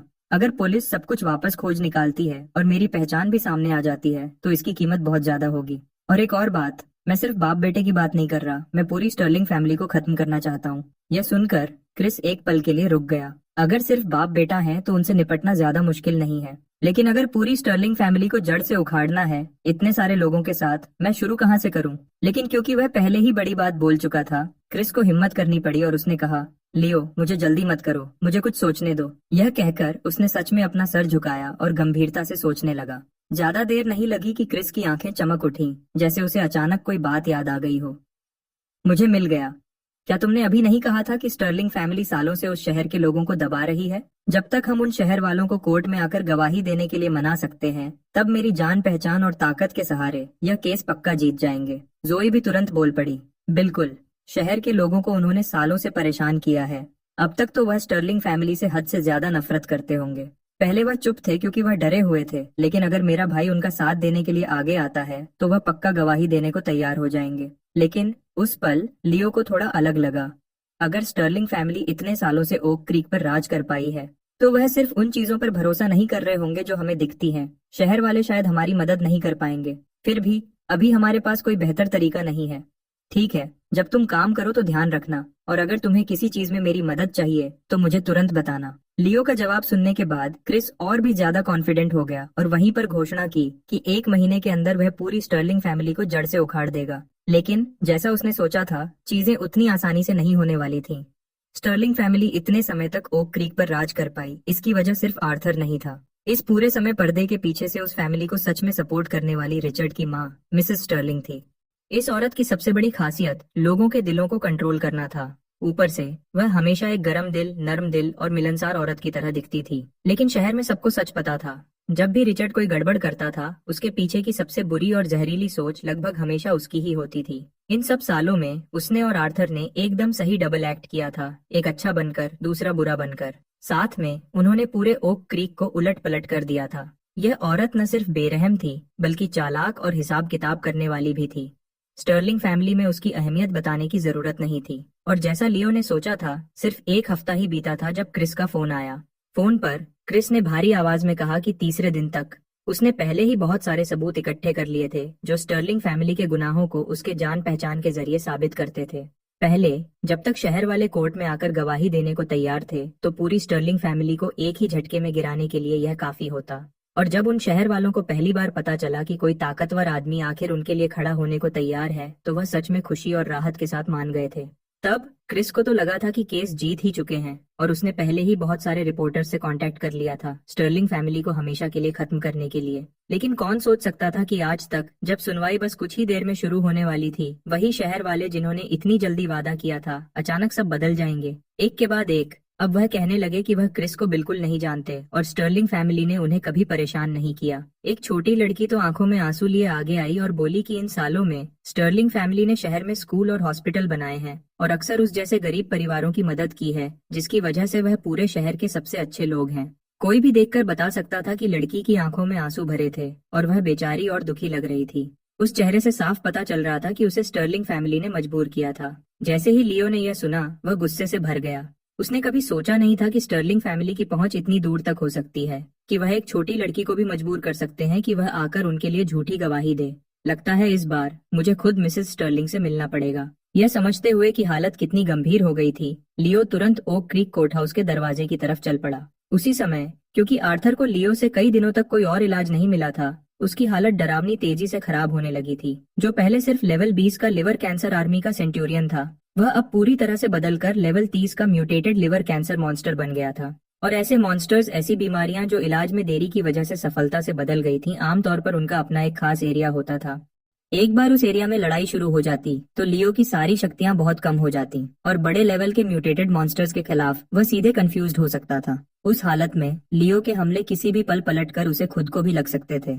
दूसरे शब्दों में, अगर लियो के पास 10 और पेट्स भी होते जो उसका नुकसान बांटने में मदद करते, तब भी इस तरह के मॉन्स्टर को हराने की कोई गारंटी नहीं थी। इसी बीच क्रिस को रिपोर्टर्स ने इतनी बुरी तरह घेर लिया था कि वह मुश्किल से हिल पा रहा था। मिस्टर सिंक्लेयर, क्या आपने पहले यह नहीं कहा था कि स्टर्लिंग फैमिली कानून तोड़ने वाले बदमाश हैं? लेकिन अब जिस तरह से चीजें दिख रही हैं, सच आपकी कहानी से बिल्कुल भी मेल नहीं खा रहा। उस पल कुछ बेशर्म टैबलॉइड रिपोर्टर्स, जिन्हें सिर्फ शोहरत की परवाह थी, वह भी बीच में कूद पड़े। उनके दिमाग में इस बात से कोई फर्क नहीं पड़ता था कि स्टर्लिंग फैमिली सच में बुरी थी या नहीं। उन्हें सिर्फ इस बात की परवाह थी, जब तक वह इस कहानी का इस्तेमाल करके एक बड़ी खबर बना सकते थे, उनका प्रमोशन और सैलरी बढ़ना पक्का था। हर तरफ से तेज सवालों का सामना करते हुए क्रिस भी पल भर के लिए समझ नहीं पाया कि क्या करे, लेकिन अगले ही पल वह वहीं पर जम गया। हे भगवान, यह अब क्या है? क्योंकि उसकी आंखों के सामने वह रिपोर्टर्स अचानक साफ गायब हो गए, जैसे सब पहले से प्लान किया गया हो, कुछ ही पलों में चले गए। ये सही था, ये पर्दे के पीछे से लियो का काम था। अभी कुछ देर पहले उसने सीधे आर्थर को फोन किया था। फोन पर लियो ने आर्थर से वादा किया कि अगर वह उन सब रिपोर्टर्स को हटवाने को तैयार हो तो लियो तुरंत उसका एक बार और इलाज करेगा। यह सुनकर आर्थर ने बिना किसी झिझक के हाँ कर दी। अंदर ही अंदर वह अच्छी तरह जानता था कि लियो क्रिस का इस्तेमाल करके पूरी स्टर्लिंग फैमिली को खत्म करने की सोच रहा था, लेकिन अभी क्या वह कल तक जिंदा रहेगा, यह भी पक्का नहीं था। तो आर्थर बस अंदर ही अंदर आह भर सका। माफ करना प्रिय, इस बार मेरे पास सच में कोई और रास्ता नहीं है। अपना मन बनाकर आर्थर ने तुरंत रिचर्ड को फोन किया। अभी रिवर वैली क्रॉनिकल के प्रेसिडेंट यांग से कांटेक्ट करो और उनसे कहो कि वह हर रिपोर्टर को कोर्ट हाउस के दरवाजे से हटा दें। जैसे ही रिचर्ड ने यह सुना, वह जम गया। बिल्कुल, वह सबसे बेहतर जानता था कि अगर वह सच में यह केस हार गए तो पूरी स्टर्लिंग फैमिली शायद ऐसी मुसीबत में पड़ जाएगी जिससे वह कभी निकल नहीं पाएंगे। लेकिन चाहे उसने कितना भी सोचा, उसे समझ नहीं आया कि उसका अपना बाप बाहर वालों की मदद क्यों कर रहा था उससे निपटने में। आखिर में रिचर्ड बस अपने दांत पीसकर यह नतीजा निकाल सका कि उसका बाप शायद लियो से पूरी तरह बेवकूफ बन गया था। आखिर रिचर्ड की नजरों में इस दुनिया में कोई ऐसा चमत्कारी डॉक्टर हो ही नहीं सकता जो कैंसर को 100% ठीक कर सके। लेकिन एक और बार सोचने के बाद उसे लगा कि शायद उसके बाप का इस सब के पीछे कोई गहरा प्लान हो। आखिर वहां मौजूद हर रिपोर्टर को उन्होंने पहले ही खरीद लिया था और कंट्रोल कर रखा था। अगर वह उन्हें वापस चाहता तो उसके एक शब्द से ही काम हो जाता। ऊपर से जिन शहर वालों ने पहले गवाही देने का वादा किया था, उन सबको उसकी माँ ने पहले ही संभाल लिया था। दूसरे शब्दों में, जहां तक रिचर्ड की बात थी, क्रिस के लिए यह केस जीतना बिल्कुल नामुमकिन था। जब ऐसी बात थी तो वह अभी अपने बाप की इच्छा मान ले। उसके तुरंत बाद रिचर्ड ने अखबार के प्रेसिडेंट यांग को अपना आदेश दिया और मौके पर मौजूद सभी रिपोर्टर्स को तुरंत हटवा दिया। जहां तक लियो की बात थी, उसने भी अपनी बात रखी और खुद आर्थर के प्राइवेट क्लिनिक तक गाड़ी चलाकर गया। लेकिन जैसे ही उसने दरवाजे से अंदर कदम रखा, उसने देखा कि वह डरावना लेवल 30 का म्यूटेटेड मॉन्स्टर आर्थर के चारों तरफ लपेटा हुआ था। लियो का सर वहीं पर सुन्न हो गया और वह धीरे से बुदबुदाया, ये क्या चीज है भला। पहली बार जब लियो ने अपनी आंखों से एक म्यूटेटेड मॉन्स्टर देखा, उसका सर तुरंत सुन्न हो गया और वह पल भर के लिए वहीं पर जम गया। उसके तुरंत बाद सिस्टम प्रॉम्प्ट बज उठा। सिस्टम प्रॉम्प्ट, लेवल 30 का mutated monster liver cancer army के सेंचुरियन से बदला हुआ। एक बार लड़ाई शुरू हो जाती है तो तुम अपने आप दुश्मन के एरिया में चले जाओगे और तुम्हारी सारी शक्तियां थोड़ी कम हो जाएंगी। बड़े लेवल के म्यूटेटेड मॉन्स्टर से लड़ते समय कंफ्यूज्ड होने का भी मौका है। कंफ्यूज्ड हालत, दूसरे शब्दों में लियो और उसका पेट दोनों किसी भी पल गलती से अपने हमले खुद पर ही कर सकते थे। सिस्टम की इतनी लंबी जानकारी देखकर लियो भी झिझकने लगा। आखिर उसे सच में नहीं पता था कि एक म्यूटेटेड मॉन्स्टर कितना ताकतवर होता है। और सबसे जरूरी बात, क्या आर्थर जैसे किसी के लिए इतना बड़ा खतरा उठाना सही था? यह देखकर कि लियो इतनी देर तक चुप रहा, आर्थर को अपनी किस्मत का एहसास हो गया। उसकी आवाज कांप रही थी जब उसने पूछा, चमत्कारी डॉक्टर, क्या मैं सच में बच नहीं सकता? लियो एक पल के लिए चुप हो गया, फिर ईमानदारी से जवाब दिया, तुम्हारी हालत बहुत खराब हो गई है। अभी मुझे भी पूरा भरोसा नहीं है। अगर यह इलाज फेल हो जाता है तो तुम शायद बहुत दर्दनाक हालत में मरोगे। लेकिन अगर हम कुछ नहीं करते तो शायद तुम्हारे पास अभी भी एक हफ्ता बचा है। वह बातें सुनने के बाद आर्थर ने अपनी किस्मत मान ली। फिर जैसे मरने वाला आदमी आखिरी बार साफ सोच पाता है, उसने लियो को अपनी जिंदगी की कहानी बताना शुरू किया। 22 साल की उम्र में आर्थर ने आईवी लीग यूनिवर्सिटी से सफलता से ग्रेजुएशन किया और उसी साल आधिकारिक तौर पर समाज में कदम रखा। तब उसे सच में लगता था कि अपनी पढ़ाई और काबिलियत से वह दुनिया में अपना नाम जरूर बनाएगा। लेकिन सच्चाई बहुत जल्दी उस पर हथौड़े की तरह गिरी। उस दिन वह फ्यूचर टेक में इंटरव्यू के लिए गया, पूरे जोश और भरोसे से भरा हुआ था। उस वक्त फ्यूचर टेक का इंडस्ट्री में बहुत बड़ा नाम था और अप्लाई करने वाले ग्रेजुएट्स इतने थे कि गिनती नहीं हो सकती थी। फिर भी आर्थर को खुद पर पूरा भरोसा था, क्योंकि वह सबसे बेहतर जानता था कि उस जैसे इंसान के लिए जो एक मामूली छोटे से शहर से निकला था, अपनी किस्मत बदलने के मौके बहुत कम मिलते थे और यह इंटरव्यू उन सब में सबसे जरूरी था। लेकिन आर्थर ने कभी सोचा भी नहीं था कि इंटरव्यू अभी आधा ही हुआ था जब उन्होंने उसे वहीं पर नौकरी देने का फैसला कर लिया। उस वक्त आर्थर हैरानी से जम सा गया। उसने हकलाते हुए पूछा, क्या मुझे सच में नौकरी मिल गई? इंटरव्यू लेने वाले ने मुस्कुराकर उसे तसल्ली दी, ज्यादा खुश मत हो नौजवान, ये सच है। बस याद रखना, कल सुबह एच शार्प में काम पर रिपोर्ट करना है। मैंने कर दिखाया, मैं सच में कामयाब हो गया। उस पल आर्थर खुशी से पागल सा हो गया था। लेकिन स्कूल से निकले नौजवान आर्थर को यह नहीं पता था कि आगे उसके लिए मौका नहीं बल्कि एक न खत्म होने वाला नरक इंतजार कर रहा था। अगली सुबह जल्दी आर्थर ठीक समय पर कंपनी पहुंच गया, लेकिन उसे जल्दी ही कुछ अजीब लगा। जिस डिपार्टमेंट में उसे भेजा गया था वहाँ एक भी इंसान नहीं था। हैरान होकर उसने फिर से घड़ी देखी, कोई गलती नहीं थी। काम का दिन था और इंटरव्यू लेने वाले ने उसे आ जाने को साफ साफ कहा था, लेकिन वह कुछ समझ पाता उससे पहले ही पूरी तरह से हथियारबंद पुलिस वाले अचानक बाहर निकले और उसे चारों तरफ से घेर लिया। एक कॉलेज ग्रेजुएट जो अभी अभी समाज में आया था, उसने ऐसी चीज पहले कैसे देखी होगी? वह वहीं पर डर से कांप रहा था। आर्थर का दिमाग पूरी तरह से खाली हो गया। उसके दिमाग में बस एक ही बात थी, ये सब क्या हो रहा है? नीचे बैठ जाओ, हाथ सर पर रखो, हिलो मत। और बस ऐसे ही आर्थर को कंपनी के राज चुराने के इल्जाम में पूरे 3 साल की जेल की सजा सुना दी गई। बहुत बाद में उसे सच्चाई पता चली। एक बड़े अफसर ने कंपनी का खास कोड एक दूसरी कंपनी को बहुत ज्यादा पैसे के बदले बेच दिया था, लेकिन बॉस को सब कुछ पता होने के बावजूद वह असली गुनहगार का कुछ नहीं कर पाया, क्योंकि वह आदमी बॉस का साला था। सालों तक उस रिश्ते का फायदा उठाकर उसने कंपनी के अंदर अपनी मनमानी की और अपने साथियों को हमेशा तंग किया। उसने अपनी पोजीशन का फायदा उठाकर अपने नीचे काम करने वालों से खुलेआम और छुपकर भी फायदे निकाले, जबकि बॉस ने इन सब पर आंखें बंद कर रखी थी। लेकिन अब जब खास कोड की चोरी इतनी बढ़ गई थी कि बॉस उसे अकेले चुपचाप दबा नहीं सकता था, एक भी गलत कदम उसे भी जेल में डाल सकता था। तो अपने गुस्से में उसके दिमाग में सबसे पहले ये नहीं आया कि कौन जिम्मेदार है, बल्कि ये आया कि अपने प्यारे साले को इस मुश्किल से कैसे निकाले। खुशकिस्मती से चोरी हुए कोड की खबर उस वक्त तक कंपनी में पूरी तरह से नहीं फैली थी, इसलिए उसे जल्दी ही समझ आया कि वह अगले दिन के इंटरव्यू स्केड्यूल का इस्तेमाल करके एक जाल बिछा सकता है। और बस ऐसे ही आर्थर उन सब में सबसे बदनसीब बलि का बकरा बन गया। जब तक उसकी 3 साल की जेल की सजा खत्म हुई, आर्थर पूरी तरह से समझ चुका था कि यह दुनिया कितनी बुरी है। उस पल से उसने खुद से कसम खाई कि हर वह इंसान जिसने उसे तंग किया और बर्बाद किया, एक दिन 100 गुना ज्यादा चुकाएगा। उसी दौरान उसकी मुलाकात फ्यूचर टेक की पहले की चीफ अकाउंटेंट से हुई, एक औरत जिसे बॉस के हिसाब किताब में गड़बड़ करने में मदद करने के लिए 1 साल की सजा मिली थी, और वह बाद में मिसेस स्टर्लिंग बनी। उसके बाद से वह दोनों एक दूसरे के और करीब आते गए, जब तक वह पूरी तरह से एक नहीं हो गए। दोनों के पास बेहतरीन प्रोफेशनल काबिलियत थी, इसलिए उन्होंने जल्दी ही इंडस्ट्री में अपना नाम बनाया और सफल होने लगे। उसके बाद उन्होंने धीरे धीरे अपनी स्कीम बनाई और आखिर में फ्यूचर टेक को खरीदने में कामयाब हो गए। जहां तक उस पुराने बॉस की बात है जिसने आर्थर को नरक में धकेल दिया था, उसने आखिर में वही कीमत चुकाई जो उसे मिलनी चाहिए थी।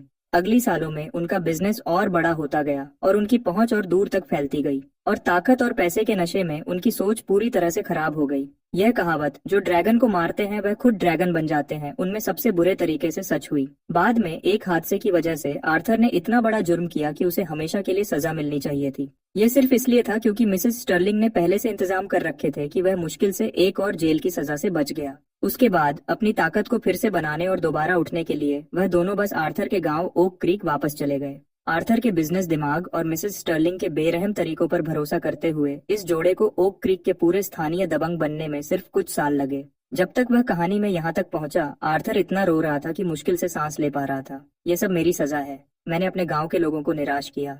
लियो बस एक तरफ खड़ा चुपचाप सब देख रहा था, कुछ देर के लिए कुछ नहीं बोला। उसने कभी सोचा भी नहीं था कि आर्थर के अंदर ऐसा अतीत छुपा होगा, लेकिन आखिर में जिन लोगों ने सच में तकलीफ उठाई थी वह अब भी ओक क्रीक के मासूम लोग थे। उस पल आर्थर ने आखिर में कुछ सोच लिया था। उसने लियो की तरफ देखा और धीरे से कहा, लियो, मैंने स्टर्लिंग फैमिली को अपने हाथों से बनाया है, तो आखिर में इसे गिराने वाला भी मैं ही होना चाहिए। मैं तुम्हें स्टर्लिंग फैमिली के सालों से जमा किए हुए हर आपराधिक सबूत दे सकता हूँ, और मैं खुद कोर्ट में गवाही भी दे सकता हूँ, लेकिन मैं चाहता हूँ कि तुम मेरी एक शर्त मानो। यह सुनकर लियो एक पल के लिए हैरान रह गया। उसने साफ तौर पर आर्थर से यह उम्मीद नहीं की थी कि वह इंसाफ के लिए अपने ही परिवार को कुर्बान करने का ऐसा फैसला दिखाएगा। थोड़ी देर की खामोशी के बाद लियो ने कहा, बोलो, जब तक यह कानून के दायरे में रहेगा मैं मदद कर सकता हूँ। आर्थर ने दांत पीसकर धीमी आवाज में कहा, रिचर्ड ने सालों में बहुत गलतियां की हैं, लेकिन हर बार उसकी माँ ने उसके लिए गड़बड़ साफ की है। इसका मतलब है कि सबूतों की भी कोई कमी नहीं होगी। फिर भी उसे शायद सच में कोई बड़ी सजा ना मिले, इसलिए मैं चाहता हूँ कि तुम उस पर नजर रखो और कम से कम स्टर्लिंग फैमिली की इस आखिरी नस्ल को बचाए रखो। यह सुनकर लियो को कुछ हद तक मजबूरी महसूस हुई, लेकिन बड़े मकसद के लिए उसने आखिर में हाँ में सर हिलाया। मैं इस पर सहमत हूँ, लेकिन अगर वह खुद अपनी कब्र खोदेगा तो मैं कुछ नहीं कर सकता। उसके बाद लियो खुद आर्थर को कोर्ट तक छोड़ने गया। कोर्ट के बाहर जैसे ही मिसेस स्टर्लिंग ने आर्थर को देखा, उसके चेहरे पर खुशी छलक उठी। उसने सच में सोचा था कि यह बूढ़ा आदमी, जो आमतौर पर कहीं नहीं मिलता था, आखिर में मुश्किल वक्त में उन्हें बचाने आया है। लेकिन जब सुनवाई सच में शुरू हुई, तब उसे आखिर में समझ आया कि आर्थर उन्हें बचाने आया ही नहीं था। उसके बाद जो हुआ उसमें कोई सस्पेंस नहीं था। जबरदस्त पक्के सबूतों के साथ और आर्थर के खुद उनके खिलाफ गवाही देने से पूरी स्टर्लिंग फैमिली एक ही झटके में खत्म हो गई। और आखिर में वह काला बादल जो ओक क्रीक पर इतने सालों से छाया हुआ था, पूरी तरह से हट गया, जिससे शहर को वह शांति वापस मिल गई जो उसने बहुत पहले खो दी थी। जहाँ तक लियो की बात है, उसने विक्टोरिया के साथ कुछ शांति भरे दिन बिताए और उसके साथ खुलकर प्यार किया। उसी दौरान लियो ने मॉन्स्टर्स को मारना और लेवल बढ़ाना बंद नहीं किया, और उसके लेवल्स धीरे धीरे बढ़कर 40 तक पहुंच गए। उसी समय एक मॉन्स्टर को मारते हुए उसे अचानक एंशिएंट वॉइड से जुड़ी कुछ जानकारी मिली। एंशिएंट वॉइड को पुराने देवताओं द्वारा अपनी तपस्या के दौरान छोड़ दी गई एक रहस्यमयी खंडहर कहा जाता था। उसके अंदर तपस्या करने से न सिर्फ लेवल तेजी से बढ़ सकता था, बल्कि देवताओं से जुड़ी और गुप्त जानकारी मिलने का मौका भी मिलता था। जब लियो ने यह देखा तो वह हैरान रह गया, क्योंकि उसे सच में एक बार एक डिवाइन सीक्रेट मिलने की किस्मत मिली थी। उस सीक्रेट में लिखा था कि जब बहुत ज्यादा खराब हुए म्यूटेटेड मॉन्स्टर्स का सामना हो तो उनके डोमेन्स के बुरे असरों को 4 पवित्र जानवरों के अवशेष इकट्ठा करके कम किया जा सकता है। लेकिन मसला यह था कि 4 पवित्र जानवर थे क्या, और उनके अवशेष उसे कहाँ मिलेंगे। लियो बहुत अच्छे से जानता था कि अगर उस वक्त आर्थर पर लेवल 30 का म्यूटेटेड लिवर कैंसर मॉन्स्टर के पास डोमेन नहीं होता तो उसे सीधे मारने का पूरा भरोसा होता। यह सोचकर वह बस अंदर ही अंदर आह भर सकता था और इसे किस्मत मान सकता था। फिर भी उसे थोड़ा अफसोस हुआ, लेकिन किसी ने यह उम्मीद नहीं की थी कि अगले जो होगा वह लियो को सच में पवित्र जानवरों के अवशेष ढूंढने की यात्रा पर निकलने पर मजबूर कर देगा। इस दिन हमेशा की तरह लियो हॉस्पिटल आया मॉन्स्टर्स को मारने और लेवल बढ़ाने। लेकिन जैसे ही वह पहुंचा उसका फोन अचानक बजा और कॉल विक्टोरिया की सबसे अच्छी दोस्त जोई का था। फोन पर उसकी बात सुनकर लियो का चेहरा तुरंत बदल गया और वह सीधा पिनिकल रेजिडेंसेस वापस चला गया। ये सब क्या हो गया? जब मैं आज सुबह गया था तो वह बिल्कुल ठीक थी। उसे देखते हुए जोई ने जल्दी से बताया, मुझे भी नहीं पता। आज हम साथ में खाना बनाना सीखने वाले थे और तुम्हारे लिए एक शानदार खाना बनाने वाले थे, लेकिन हम चूल्हा जलाते उससे पहले ही वह अचानक गिर गई और जमीन पर बेहोश हो गई। एक सेकंड भी बिना सोचे लियो ने तुरंत विक्टोरिया की बीमारी की हालत चेक की। सिस्टम सैंडेश, mutated breast cancer, dune guard, level 70 boss monster, mutated leader class monster. लड़ाई में जीत विक्टोरिया की जिंदगी 10 साल बढ़ा देगी। जैसे ही उसने वह लाइन देखी, लियो का दिल बैठ गया। आखिर वह अभी सिर्फ लेवल 45 पर था। लेवल 70 के बॉस मॉन्स्टर का सीधे सामना करना पहले ही लगभग नामुमकिन था, और यह तो एक म्यूटेटेड लीडर क्लास मॉन्स्टर था जिसके पास अपना डोमेन भी था। लेकिन ठीक उसी पल लियो को पहले मिला हुआ डिवाइन सीक्रेट अचानक उसके दिमाग में चमका। रुको, क्या उसमें यह नहीं लिखा था कि अगर मुझे एक पवित्र जानवर का अवशेष मिल जाए तो मैं म्यूटेटेड मॉन्स्टर के डोमेन के बुरे असरों को खत्म कर सकता हूँ? जैसे ही उसने यह सोचा, लियो के सीने में उम्मीद की एक किरण फिर से जग उठी। लेकिन उसके ठीक बाद उसे एक और ठंडक महसूस हुई। अगर डोमेन का मसला हल भी हो जाए तब भी वह सिर्फ लेवल 45 पर था, तो वह लेवल 70 के बॉस मॉन्स्टर को कैसे हराएगा? छोड़ो, मैं बस एक एक कदम करके चीजों से निपटूंगा। जब तक जरा सा भी मौका है मैं हार नहीं मानूंगा। फैसला करने के बाद लियो ने तुरंत विक्टोरिया पर गोल्डन नीडल एक्यूपॉइंट स्ट्राइक का एक दिन का लाइफ सपोर्ट असर इस्तेमाल किया। उस एक दिन के एक्स्ट्रा लाइफ सपोर्ट के असर से विक्टोरिया ने धीरे धीरे अपनी आंखें फिर से खोली। उसके ठीक बाद लियो फार्मेसी भागा और खुद ब्लड और केसूप का एक और बैच तैयार किया। जैसे ही विक्टोरिया ने उसे पिया, उसकी हालत फिर से साफ तौर पर बेहतर हो गई। जोई जो उसने देखा उससे पूरी तरह से हैरान थी और बिना सोचे बोल पड़ी, वाह लियो, तुम सच में कमाल हो। तुमने उसे इतनी जल्दी फिर से होश में ला दिया। लेकिन सिर्फ लियो खुद जानता था कि यह सिर्फ एक टेम्पररी रोक लगाना था। यह कहीं से भी कोई असली लंबे समय का हल नहीं था। उसके बाद लियो ने जोई को अकेले लिविंग रूम में बुलाया और उससे गंभीरता से बात की। अगले कुछ दिनों के लिए मुझे कुछ काम से जाना है। तुम्हें विक्टोरिया का ख्याल रखना होगा। अगर उसे फिर से कुछ होता है तो तुम्हें मुझे तुरंत बताना होगा। भले ही जोई को नहीं पता था कि लियो क्या करने वाला था, फिर भी उसने गंभीरता से हाँ में सर हिलाया। ठीक है, चिंता मत करो, मैं उसका ख्याल रखूंगी। ठीक जब लियो मुड़कर दरवाजे से बाहर जाने वाला था, उसकी आंख के कोने ने एक बार फिर जोई के बगल में लेवल 100 के स्टोन मेडन मॉन्स्टर को देखा। एक ख्याल तुरंत लियो के दिमाग में चमका। सही, इतना समय हो गया है तो स्लाइट ऑफ हैंड अब तक कूलडाउन से बाहर आ गया होगा। अगली सेकंड में उसने बिना किसी झिझक के स्टोन मेडन मॉन्स्टर पर स्लाइट ऑफ हैंड का इस्तेमाल किया, और जैसे ही आइटम बाहर आया, एक चमकदार सुनहरी रोशनी कमरे में फैल गई। बधाई हो होस्ट, आपको एक God tier skill Phoenix nirvana मिला है। फीनिक्स निर्वाणा पुराने पवित्र जानवर वर्मिलियन बर्ड द्वारा छोड़ दी गई एक पवित्र अवशेष। चारों पवित्र जानवर के अवशेष इकट्ठा करो और भ्रष्टाचार को देवत्व में बदला जा सकता है। पूरी तरह से निराशा में भी लड़ाई का पूरा रुख बदला जा सकता है। स्किल का विवरण। लड़ाई में यह स्किल अपने आप एक पैसिव असर बन जाती है। जब होस्ट का HP 0 हो जाता है तो होस्ट तुरंत पूरी सेहत के साथ जिंदा हो जाएगा और सारी स्थितियां ठीक हो जाएंगी। यह असर हर लड़ाई में सिर्फ एक बार ही काम कर सकता है। लड़ाई के बाहर यह एक खास ताकत बन जाती है जो सिर्फ उस पर इस्तेमाल हो सकती है जो मरने वाला हो। उसकी जिंदगी को जबरदस्ती 15 दिन के लिए बढ़ा देती है और उसकी 30% जरूरी ताकत वापस लाती है। याद रहे, जिंदगी बढ़ाने का यह असर और भी बढ़ सकता है अगर इस्तेमाल करने वाला अपनी खुद की उम्र का कुछ हिस्सा दे। यह पढ़ने के बाद लियो खुद को रोक नहीं पाया और बोल उठा, अरे बाप रे, क्या यह वन डे लाइफ सपोर्ट का सबसे अच्छा रूप नहीं है? और भला क्यों 4 होली बीस्ट की चीजों में से एक स्टोन मेडन मॉन्स्टर पर छुपी होगी? मुझे ये इतनी आसानी से कैसे मिल गई? लेकिन अभी के हालात में लियो के पास बिल्कुल भी ज्यादा वक्त नहीं था बैठकर इस पर ज्यादा सोचने का। अगली ही पल वह सीधा बेडरूम में गया और विक्टोरिया पर फीनिक्स निर्वाणा का इस्तेमाल किया। उसी पल एक अनजान आग सीधी विक्टोरिया के शरीर में घुस गई और उसके तुरंत बाद एक जबरदस्त जिंदगी की ताकत उसके अंदर से बाहर निकलने लगी। बस कुछ ही पलों में विक्टोरिया साफ साफ महसूस कर सकती थी कि उसे मौत के किनारे से वापस खींच लिया गया है, जैसे उसका नया जन्म हुआ हो। यह क्या, आखिर हो क्या रहा है? मेरा शरीर अचानक इतना हल्का क्यों लग रहा है? लियो ने विक्टोरिया की तरफ देखा, लेकिन उसने ज्यादा कुछ नहीं बताया। उसने बस धीरे से कहा, बेबी, मुझे कुछ देर के लिए जाना पड़ सकता है। इस दौरान तुम्हें अपना ख्याल रखना होगा। जोई को अभी यहाँ तुम्हारे साथ रहने दो। अगर तुम्हें जरा सा भी ठीक न लगे तो उसे तुरंत बता देना। इससे पहले कि विक्टोरिया और कुछ पूछ पाती, लियो मुड़कर कमरे से जा चुका था, क्योंकि वह बहुत अच्छे से जानता है कि अभी वक्त ही जिंदगी है। हर एक पल जो बर्बाद होता विक्टोरिया के लिए एक और खतरा बढ़ा देता। उसके बाद लियो सीधा एक प्राइवेट क्लिनिक गया। ये क्लिनिक डेविड का था, जो टॉमी का खास दोस्त था। पिछली बार लियो ने यहाँ एंशिएंट वॉइड के बारे में जाना था, इसलिए इस बार वह जानबूझकर वापस आया था अपनी किस्मत दोबारा आजमाने। जैसे ही डेविड ने लियो को अंदर आते देखा, वह तुरंत एक प्यारी मुस्कान के साथ उसके पास आया। वाह, क्या खास मेहमान। लियो, बहुत दिनों बाद मिले। उसके बाद लियो ने एक बहाना बनाया कि वह आजकल और चीजें सीखना चाहता है और कुछ दिन यहाँ रहकर देखना और सीखना चाहता है। डेविड ने इस पर कुछ नहीं सोचा और उसे आसानी से रुकने दिया। आज मेरे बहुत सारे अपॉइंटमेंट्स हैं, तो मैं बहुत बिजी रहूंगा। तुम आराम से घूम सकते हो और अगर कुछ चाहिए तो मुझे बुला लेना।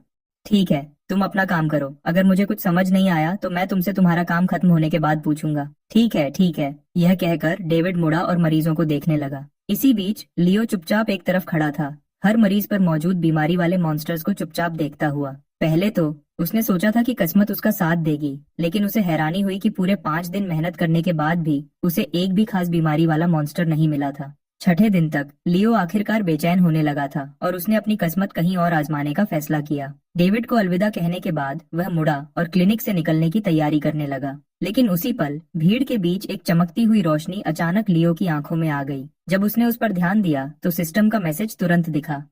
सिस्टम का मैसेज, लकी मॉन्स्टर, खास बीमारी वाला मॉन्स्टर, लेवल पता नहीं। याद रहे, लकी मॉन्स्टर से लड़ने पर एक बहुत बड़ा इनाम मिलने का मौका है। जैसा सोचा था, जैसे ही लियो लड़ाई में उतरा, उसने लकी मॉन्स्टर को आसानी से हरा दिया। बधाई हो, आपको 3.8 मिलियन एक्सपीरियंस पॉइंट्स मिले हैं। लेवल 51 हो गया है। बधाई हो, आपको formation type skill elemental matrix मिली है। लड़ाई में अपने आप शुरू हो जाती है। सभी साथ वाले यूनिट्स आने वाले नुकसान को आपस में बांट लेते हैं। सभी साथ वाले यूनिट्स के ब्लड और ची ठीक होने के असर को 100% बढ़ा देती है। बधाई हो, आपको god tier item secret realm fragment 2 मिला है। 10 सीक्रेट रियल्म फ्रैगमेंट्स जमा करो ताकि मशहूर सीक्रेट रियल्म एंशिएंट वॉइड को खोला जा सके। अगर एक फ्रैगमेंट को अकेले इस्तेमाल किया जाए तो उसे कामयाबी से खोलने का 0.1% मौका भी है। यह सब पढ़ने के बाद लियो ने वहीं पर एक लंबी ठंडी सांस ली। अरे बाप रे, ये लकी मॉन्स्टर तो सच में पागल है। लेकिन उसके तुरंत बाद वह अपना माथा सिकोड़ने लगा, क्योंकि एक सीक्रेट रेल्म फ्रैगमेंट को अकेले इस्तेमाल करने की कामयाबी की दर इतनी कम थी कि वह न के बराबर थी, और उनमें से 10 जमा करने में किसको पता कितना वक्त लगता। लेकिन मसला यह था कि विक्टोरिया के पास बस इतना वक्त नहीं बचा था। तो क्या उसे 0.1% जीतने के मौके पर दांव लगाना चाहिए या नहीं? क्योंकि कल ही जोई ने लियो को फिर से फोन किया था और उसने बताया था कि विक्टोरिया की हालत एक बार फिर खराब हो गई है। अगर फीनिक्स निर्वाणा उसकी जिंदगी को जबरदस्ती न बढ़ाता तो विक्टोरिया शायद अब तक मर चुकी होती। यह सोचकर लियो ने आखिरकार हिचकिचाना बंद कर दिया।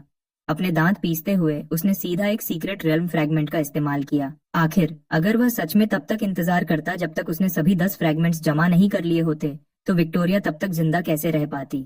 मौत का इंतजार करते हुए बैठने के बजाय वह सब कुछ दांव पर लगा दे। शायद, बस शायद, अभी भी एक आखिरी उम्मीद बची हो। अगली ही पल लियो की आंखों के सामने का नजारा पूरी तरह बदल गया।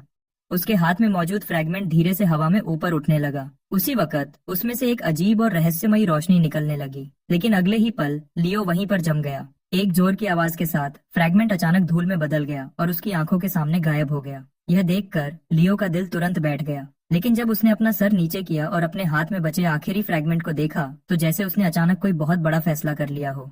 क्योंकि पहले जब वह मॉन्स्टर्स को मार रहा था, उसे एक बार एक बहुत अजीब चीज मिली थी, बैनर ऑफ डेस्टिनी। एक बार एक्टिवेट होने पर यह चीज किसी भी काम के कामयाबी की दर को 1% और बढ़ा सकती थी। इसका असर सभी मौजूदा नियम से ऊपर था, भले ही इसे हर काम के लिए सिर्फ एक बार इस्तेमाल किया जा सकता था। जब लियो को यह पहली बार मिला था, उसने सोचा था कि सिर्फ 1% मौका तो बेकार ही है। उसकी नजर में यह सिर्फ एक बेकार चीज थी जो हमेशा के लिए उसके बैकपैक में धूल खाती रहेगी। तो उसे स्टोरेज में रखने के बाद उसने फिर कभी उस पर ध्यान नहीं दिया था। लेकिन अब सीक्रेट रेल्म फ्रैगमेंट के कम 0.1% कामयाबी की दर के सामने वह एक्स्ट्रा 1% तो लगभग एक बहुत अच्छी डिवाइन चीज थी। बिना जरा भी हिचकिचाए लियो ने तुरंत आखिरी फ्रेगमेंट पर बैनर ऑफ डेस्टिनी का इस्तेमाल किया, लेकिन अगले ही पल जो उसके सामने हुआ उसने उसे एक बार फिर हैरान कर दिया। उसी पल बैनर ऑफ डेस्टिनी का असर शुरू हुआ। फ्रैगमेंट अचानक एक बहुत अजीब तरीके से घूमने लगा। उसके तुरंत बाद लियो को लगा कि उसकी होश बहुत तेजी से धुंधली होने लगी है। अनजान और उलझे हुए यादों के टुकड़े एक बाढ़ की तरह उसके दिमाग में घुस गए। लियो को पता नहीं था कि वह अजीब हालत कितनी देर तक चली। जब तक उसे थोड़ा सा होश वापस आया वह बस इतना ही बोल पाया, अरे बाप रे, मेरा सर बहुत दर्द कर रहा है। ये सब क्या हो रहा है? उन तस्वीरों में वो आदमी कौन है? मेरे दिमाग में अचानक उसकी यादें क्यों आ गई हैं? जब लियो ने दोबारा अपनी आंखें खोली तो उसके सामने फूलों का एक लंबा समुंदर था। उसने बहुत कोशिश की कि उसे याद आए कि यहाँ आने से पहले क्या हुआ था, लेकिन चाहे उसने कितनी भी जोर लगाया उसका दिमाग पूरी तरह खाली था। धित्त, मेरा सर इतना दर्द क्यों कर रहा है? क्या यह सच में देवताओं का छोड़ा हुआ मशहूर सीक्रेट रेल्म है? लेकिन मैं यहाँ पहुंचा कैसे? अपने सामने उड़ती तितलियों को देखते हुए लियो खुद को उन्हें छूने से रोक नहीं पाया, लेकिन वह तितलियां उसके शरीर से ऐसे गुजर गईं जैसे वह सिर्फ एक धोखा हो। जब लियो उलझन में डूबा हुआ था तभी उसके पीछे से एक बूढ़ी आवाज आई, नौजवान, डरो मत। लियो घूम गया और उसने देखा कि एक बूढ़ा आदमी जिसके पूरे बाल सफेद थे पास ही खड़ा था। यह मशहूर सीक्रेट रेल्म है, बताओ तुम यहाँ क्या पाना चाहते हो? थोड़ी देर की खामोशी के बाद लियो ने आखिरकार बूढ़े आदमी की तरफ देखा और बोला, मैं जितनी जल्दी हो सके उतनी ताकत हासिल करना चाहता हूँ, तभी मैं उस इंसान को बचा पाऊंगा जिसे मैं सबसे ज्यादा प्यार करता हूँ। लेकिन यह सुनने के बाद बूढ़े आदमी ने बस एक हल्की सी सांस छोड़ी। जो राज तुम्हारे पास है वह तुम्हारी सोच से कहीं ज्यादा बड़े हैं। क्या तुम सच में नहीं जानना चाहते कि तुम दूसरे लोगों पर बीमारी और मॉन्स्टर्स को क्यों देख सकते हो? क्या तुम सच में नहीं जानना चाहते कि अभी जो यादों का टुकड़ा गायब हुआ वह कहाँ से आया था और वह असल में किसका था? जैसे ही उसने वह बातें सुनी लियो पूरी तरह से जम गया। तुम्हारा मतलब है यह सब सिर्फ इसलिए नहीं है क्योंकि मैं एक ट्रांसमाइग्रेटर हूँ? और वह यादें जिनका तुमने अभी जिक्र किया वह आखिर क्या हैं? मुझे सच में लगा था कि अभी कुछ देर पहले मैंने कुछ बहुत जरूरी खो दिया है। सीधा बूढ़े आदमी को देखते हुए लियो ने धीमी आवाज में पूछा, तुम आखिर कौन हो और मेरे बारे में इतना सब कुछ क्यों जानते हो? यह सुनकर बूढ़े आदमी ने एक बार फिर सांस छोड़ी। लगता है तुम्हें सच में कुछ भी याद नहीं है। बहुत अच्छे, मैं तुम्हें बेहद ताकत दे सकता हूँ, लेकिन उससे पहले मुझे पहले यह देखना होगा कि क्या तुम सच में इसे संभाल सकते हो। इसलिए तुम्हें पहले वह 3 इम्तिहान पास करने होंगे जो मैंने तुम्हारे लिए तैयार किए हैं। उसके तुरंत बाद 3 हवा में तैरते हुए कार्ड्स धीरे से लियो के सामने दिखे। बूढ़े आदमी की बातों को सुनकर लियो को अभी भी थोड़ा शक था, लेकिन अब यह साफ था कि उसके पास अब कोई और रास्ता नहीं था। अगले ही पल उसका दिमाग चला और बीच वाला कार्ड तुरंत रोशनी की एक लकीर में बदलकर गायब हो गया। और उसी पल बूढ़े आदमी ने अचानक शांत आवाज में कहा, ओह हाँ, मैं तुम्हें बताना भूल गया था, इम्तिहान के अंदर तुम्हारी हर मौजूदा ताकत पूरी तरह बंद कर दी जाएगी। All the best. जैसे ही बूढ़े आदमी की बातें खत्म हुई लियो की आंखों के सामने का नजारा एक बार फिर तेजी से बदलने लगा। ये कौन सी जगह है? ये तो बस एक छोटा सा कमरा है, यहाँ भला कैसा इम्तिहान हो सकता है? लेकिन इससे पहले कि लियो पूरी तरह खुद को संभाल पाता, एक आदमी जिसने सुअर का मास्क पहना था वह पहले ही धीरे धीरे उसकी तरफ चलने लगा था। नमस्ते चुनौती देने वाले, मेरे इम्तिहान में तुम्हारा स्वागत है। जैसा कि तुम देख सकते हो यह कमरा बस इतना ही बड़ा है, इसके अंदर बिल्कुल भी कोई छुपी जगह नहीं है। उसके तुरंत बाद मास्क वाले आदमी ने हल्के से अपनी उंगलियां चटकाईं और एक पल में वह और लियो दोनों दरवाजे के बाहर टेलीपोर्ट हो गए। अभी कुछ देर में मैं इस जादुई ऑर्बी को कमरे के अंदर कहीं रखूंगा। अगर तुम इसे 15 मिनट के अंदर ढूंढ लेते हो तो तुम पास हो जाओगे। धोखाधड़ी रोकने के लिए मैं पूरे वक्त तुम्हारे पास रहूंगा और तुम्हारी हर हरकत पर नजर रखूंगा। क्या तुम तैयार हो? यह सुनकर लियो को तुरंत अपने पेट में एक अजीब सा एहसास हुआ। इसमें कुछ अजीब लग रहा था, लेकिन वह अभी तक समझ नहीं पा रहा था कि क्या। थोड़ी देर सोचने के बाद उसके दिमाग में एक बड़ा शक जल्दी से आया, क्या यह इम्तिहान सच में इतना आसान हो सकता है? फिर भी लियो ने होशियार रहना बेहतर समझा और धीमी आवाज में जवाब दिया। जैसे ही वह बोला, बोरमास कमरे में तेजी से आया और मैजिक ऑर्ब अंदर रख दिया। ठीक है, अंदर आ जाओ। आदमी के हाथ हिलाते ही लियो भी तुरंत कमरे में टेलीपोर्ट हो गया, एक अनदेखी ताकत से। काउंटडाउन शुरू हो गया। पहले लियो का ध्यान पूरा पास की अलमारियों पर था जो चीजों से भरी हुई थी, लेकिन जैसे जैसे सेकंड बीते उसने हर दिखने वाले कोने को देखा और फिर भी मैजिक ऑर्ब का जरा सा भी निशान नहीं मिला। उसी पल लियो को अचानक अपनी पहले की गई एक बड़ी सोच याद आई। उसने सीधे कहा, अब मैं समझ गया, मैजिक ऑर्ब कमरे में है ही नहीं, वह तुम्हारे पास है। यह सुनकर वह आदमी एक पल के लिए हैरानी से रुक गया, लेकिन जल्दी ही संभल गया। जैसा सोचा था, लेजेंड के चुने हुए की तरह। इस लेवल का टेस्ट तो जैसे तुम्हारे लिए एक खेल है। बधाई हो, तुमने मेरा टेस्ट पास कर लिया है। जब वह बोल रहा था तब बोर मास्क ने हाथ उठाया और एक छोटा सा स्पिरिट बुलाया जो धीरे धीरे लियो की तरफ तैरने लगा। यह विस्पर स्प्राइट है, यह आगे के टेस्ट्स में तुम्हारी मदद करेगा। जैसे ही उसने यह कहा वह आदमी लियो के सामने से गायब हो गया। अपने पास तैरते हुए छोटे स्पिरिट को देखते हुए लियो अभी भी हैरान था और मन ही मन सोच रहा था, उसका चुने हुए से क्या मतलब था। ऐसा क्यों लगता है कि हर वह आदमी जिससे मैं मिलता हूँ वह मुझे जानता है, जबकि मैं अकेला ही अंधेरे में हूँ। इससे पहले कि लियो और कुछ सोच पाता, वह तुरंत फिर से सीक्रेट रेल में टेलीपोर्ट हो गया। बूढ़े आदमी ने उसे देखा और शांति से कहा, मुझे उम्मीद नहीं थी कि तुम पहले टेस्ट इतनी जल्दी पास कर लोगे। लगता है तुम जितना मैंने सोचा था उससे भी ज्यादा ताकतवर हो। लियो ने शर्मिंदा होने का नाटक नहीं किया। बिल्कुल, एक सेकंड भी बर्बाद किए बिना उसने तुरंत हाथ बढ़ाया और अगला कार्ड चुना। अगले ही पल उसके आसपास का पूरा नजारा एक खाली जगह में बदल गया और उसके बीच में एक शतरंज का बोर्ड तैर रहा था। बोर्ड के सामने एक आदमी खड़ा था जिसने सुनहरा मास्क पहना हुआ था। मेरे टेस्ट में तुम्हारा स्वागत है चैलेंजर। इस खेल के नियम आसान हैं। यहाँ 50 काले और 50 सफेद पीसेज हैं। जब खेल शुरू होगा तुम्हें उन सबको कैटोरोन में रखना होगा और तुम उन्हें कैसे बांटोगे ये पूरी तरह तुम पर है। जब तुम उन्हें रख लोगे मैं तुम्हें थोड़ी देर के लिए अंधा कर दूंगा। उस वक्त तुम्हें पहले एक कटोरा चुनना होगा और फिर उस कटोरा से एक काला पीस निकालना होगा। अगर तुमने सफलता से एक काला पीस निकाला तो तुम जीत जाओगे। नियम सुनने के बाद लियो तुरंत समझ गया कि यह बिल्कुल भी ऐसा खेल नहीं था जिसे सिर्फ किस्मत से जीता जा सके। थोड़ी देर सोचने के बाद उसने धीरे से अपना सर उठाया और कहा, मैं तैयार हूँ, शुरू करो। जैसे ही लियो बोल चुका, मास्क्ड मैन ने शांति से 2 शब्द कहे। जरा भी हिचकिचाए बिना लियो ने तुरंत सभी 50 सफेद पीसेस और 49 काले पीसेस एक ही कटोरा में डाल दिए। रुको, यह नियम के खिलाफ है। पीसेस दोनों कटोरों में बांटे जाने चाहिए। लेकिन इससे पहले कि गोल्डन मास्क अपनी बात पूरी कर पाता, लियो ने उसे बीच में ही रोक दिया। आराम से, अभी मेरा काम पूरा नहीं हुआ है। उसके तुरंत बाद उसने आखिरी काला पीस उठाया और उसे दूसरे कटोरा में आराम से रख दिया। ठीक है, अब मेरा काम हो गया। अपने सामने वाले आदमी को देखते हुए लियो ने बिना जल्दी किए समझाया, इस तरह से बांटने का बहुत बड़ा फायदा है। अगर मैं वह कटोरा चुनता हूँ जिसमें सिर्फ एक काला पीस है तो मैं तुरंत जीत जाऊंगा, और अगर मैं वह नहीं भी चुनता तो दूसरे कटोरों में भी लगभग 50-50 काले और सफेद पीसेस का अनुपात है। तो चाहे जैसे भी देखो मैं एक मजबूत स्थिति में हूँ। यह देखकर गोल्डन मास्क एक पल के लिए हैरान रह गया, फिर जोर से हंसने लगा। हाँ हाँ हाँ, चुने हुए से यही उम्मीद थी। तुम सच में दूसरों से अलग हो, बहुत दिलचस्प। अगले ही सेकंड गोल्डन मास्क ने धीरे से अपना हाथ उठाया। उसके तुरंत बाद काले धुंध के एक बड़े घेरे ने लियो की पूरी नजर को निगल लिया और उसे पूरे अंधेरे में धकेल दिया। फिर गोल्डन मास्क ने दोनों कैटोरोन को हिलाना शुरू किया। थोड़ी देर बाद हिलने की आवाज बंद हो गई और कैटोरोन को फिर से लियो के सामने रख दिया गया। ठीक है, अब मुझे बताओ तुम कौन सा कटोरा चुनते हो, तुम्हारे बाएं वाला या दाएं वाला? यह सुनकर लियो ने जानबूझकर एक पल के लिए रुका, फिर जवाब दिया, तो मैं बाएं वाला लूंगा। गोल्डन मास्क तुरंत जोर से हंस पड़ा। हाँ हाँ हाँ, जबकि तुम में कुछ हुनर तो जरूर है। लगता है तुम्हारी किस्मत उतनी अच्छी नहीं है जितनी तुमने उम्मीद की थी। लेकिन जब लियो ने यह सुना तो उसके होंठों पर एक ठंडी समझदारी भरी मुस्कान आ गई। गोल्डन मास्क ने हाथ हिलाया और आगे कहा, बहुत अच्छा, अब कटोरा से अपना पीस निकालो। लियो बिल्कुल नहीं हिचकिचाया। उसने कटोरा में हाथ डाला और एक ही बार में 5 पीसेस पकड़ लिए। फिर उसने आदमी की तरफ देखा और पूछा, तो क्या मेरे हाथ में काला पीस है? लेकिन इस बार गोल्डन मास्क अचानक चुप हो गया। लंबी खामोशी के बाद उसने आखिरकार एक अजीब सा जवाब दिया, ब्ली। ये कैसे हो सकता है? किसी की किस्मत इतनी अजीब कैसे हो सकती है? जैसे ही दूसरी तरफ से कोई सीधा जवाब नहीं आया, लियो तुरंत समझ गया। उसके हाथ में जो 5 पीसेस थे वह लगभग पक्का सब काले ही थे। फिर जानबूझकर लियो ने एक एक करके पीसेस अपने हाथ से गिराए, जब तक कि उसकी हथेली में बचा आखिरी पीस पक्का काला नहीं था। यह देखकर गोल्डन मास्क जोर से हंस पड़ा।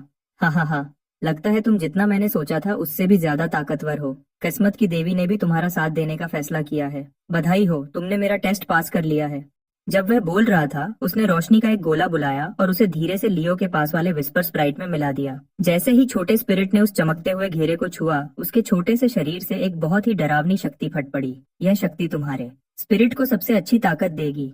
इसका असली मतलब क्या है ये तुम समय के साथ समझ जाओगे। इससे पहले कि लियो और कुछ पूछ पाता, गोल्डन मास्क ने बस हाथ उठाया और उसे सीधा सीक्रेट रेल्म में वापस भेज दिया। लेकिन जैसे ही वह वापस आया, लियो वहीं पर रुक गया। ओह माय गॉड, यहाँ क्या हो गया? क्योंकि सीक्रेट रेल्म, जो कुछ देर पहले एक जन्नत जैसा लग रहा था, अब एक जिंदा नरक में बदल गया था। चारों तरफ से आती जलती गर्मी लियो को बार बार याद दिला रही थी कि उसके पास ज्यादा समय नहीं बचा है। यह देखकर लियो पूरी तरह हैरान था। उसका दिमाग उलझन से भरा हुआ था। लेकिन बहुत जल्दी उसने खुद को शांत किया और समझ गया कि वह यहाँ बैठकर मौत का इंतजार नहीं कर सकता। परेशानी यह थी कि जब से वह सीक्रेट रेल्म में आया था, उसकी सारी शक्तियाँ पूरी तरह बंद हो गई थीं और उसके पास इस स्थिति से निकलने का कोई असली तरीका नहीं था। जब लियो मायूसी के करीब था, उसके पास वाला विस्पर स्प्राइट अचानक बाहर निकल आया। मालिक, मैं महसूस कर सकता हूँ कि इस वक्त के माहौल में बहुत ज्यादा वॉइड एसेंस है। दूसरे शब्दों में, यह पूरा इलाका एक धोखे के ज्यादा करीब है और यह तुम्हें सच में कोई असली नुकसान नहीं पहुंचाएगा। लेकिन लियो ने उसे तुरंत बीच में ही रोक दिया, हैरानी से गुस्से में बोला, तुम कह रहे हो कि यह पागल कर देने वाली गर्मी अभी भी सिर्फ एक धोखा है?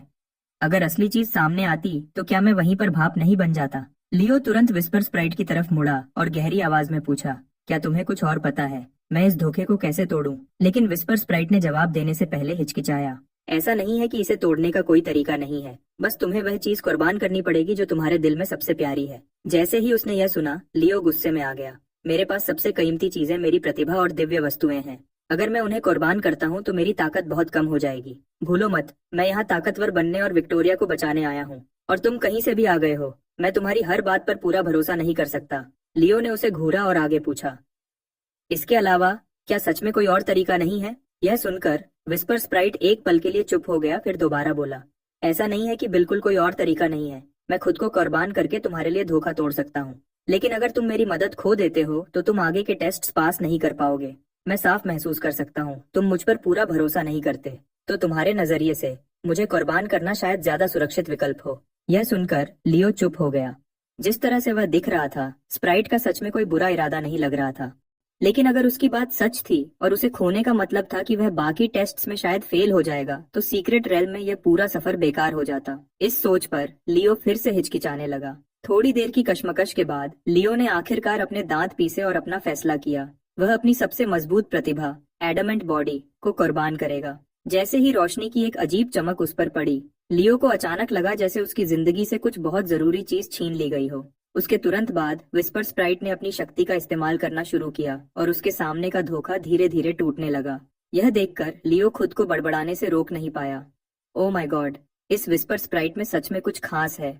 जैसे ही उसके शब्द खत्म हुए, बूढ़ा आदमी फिर से दूर दिखाई दिया। हा हा हा, चुने हुए के लायक हो। जैसा सोचा था, जब सच में जरूरत थी तब तुमने सही फैसला किया। चिंता मत करो, जब तक तुम ये आखिरी स्टेज पास कर लेते हो, हर राज खुद ही खुल जाएगा। यह सुनकर लियो का सब्र खत्म हो चुका था और उसने सीधे उसे कहा, ठीक है, तो अब इसे लंबा मत खींचो और शुरू करते हैं। आखिर यहाँ बर्बाद किया गया हर एक एक्स्ट्रा सेकंड विक्टोरिया के लिए एक और खतरे का मतलब था। लेकिन बूढ़ा आदमी शांत रहा। जल्दी करने की जरूरत नहीं है नौजवान, यहाँ समय बाहर की दुनिया के हिसाब से रुका हुआ है। तुम यहाँ कितनी भी देर रहो, बाहर सब कुछ वैसा ही रहेगा जैसा तुम्हारे अंदर आने के वक्त था। यह सुनने के बाद ही लियो ने थोड़ी राहत की सांस ली। फिर उसने तेवरी चढ़ाई और पूछा, तो ये आखिरी टेस्ट क्या है? बूढ़े आदमी ने उसे देखा और धीरे से जवाब दिया, ये आखिरी टेस्ट खास तुम्हारे लिए तैयार किया गया था और मैं खुद इस स्टेज का रखवाला हूँ। जब वह बोल रहा था, उसने हाथ हिलाया और लियो के सामने हवा में से एक टेबल आ गया। नियम आसान है, तुम्हारे और मेरे पास एक एक रेस कार होगी। यहाँ कुल 8 पार्ट्स कार्ड्स हैं। लेकिन लियो की हैरानी के लिए बूढ़े आदमी की सबसे पहली पसंद सीट थी। जैसे ही लियो ने यह देखा, उसकी नजर तेज हो गई और वह बूढ़े आदमी के असली इरादे को ध्यान से समझने लगा। यह बूढ़ा आदमी बिल्कुल भी आम इंसान नहीं था। अगर वह उतना ही चालाक था जितना वह दिख रहा था, तो यह टेस्ट सिर्फ एक साधारण रेसिंग गेम नहीं हो सकता था। अगर यह सच था, तो यह बात कि वह ऐसे पार्ट्स चुनता रहा जो स्पीड से लगभग बेताल्लुक थे, इसका मतलब था कि इसके पीछे कुछ गहरा राज छुपा हुआ था। और उसी पल लियो के दिमाग में अचानक एक हिम्मत भरी सोच आई, क्योंकि आखिरी नियम में एक बात बहुत साफ कही गई थी, जो भी फिनिश लाइन तक जिंदा पहुंचा उसे पहनना होगा। और वह 2 शब्द, जिंदा, ऐसे ही नहीं लिखे थे। बूढ़े आदमी ने बार बार जो स्पीड वाले पार्ट्स नहीं चुने थे, उसका मतलब शायद यह था कि उसका असल मकसद मोड के हिसाब से अपनी गाड़ी को अंदर वाले रास्ते पर लाना था। और अगर लियो को रेस खत्म करनी थी तो उसे मोड़ तो लेने ही पड़ते।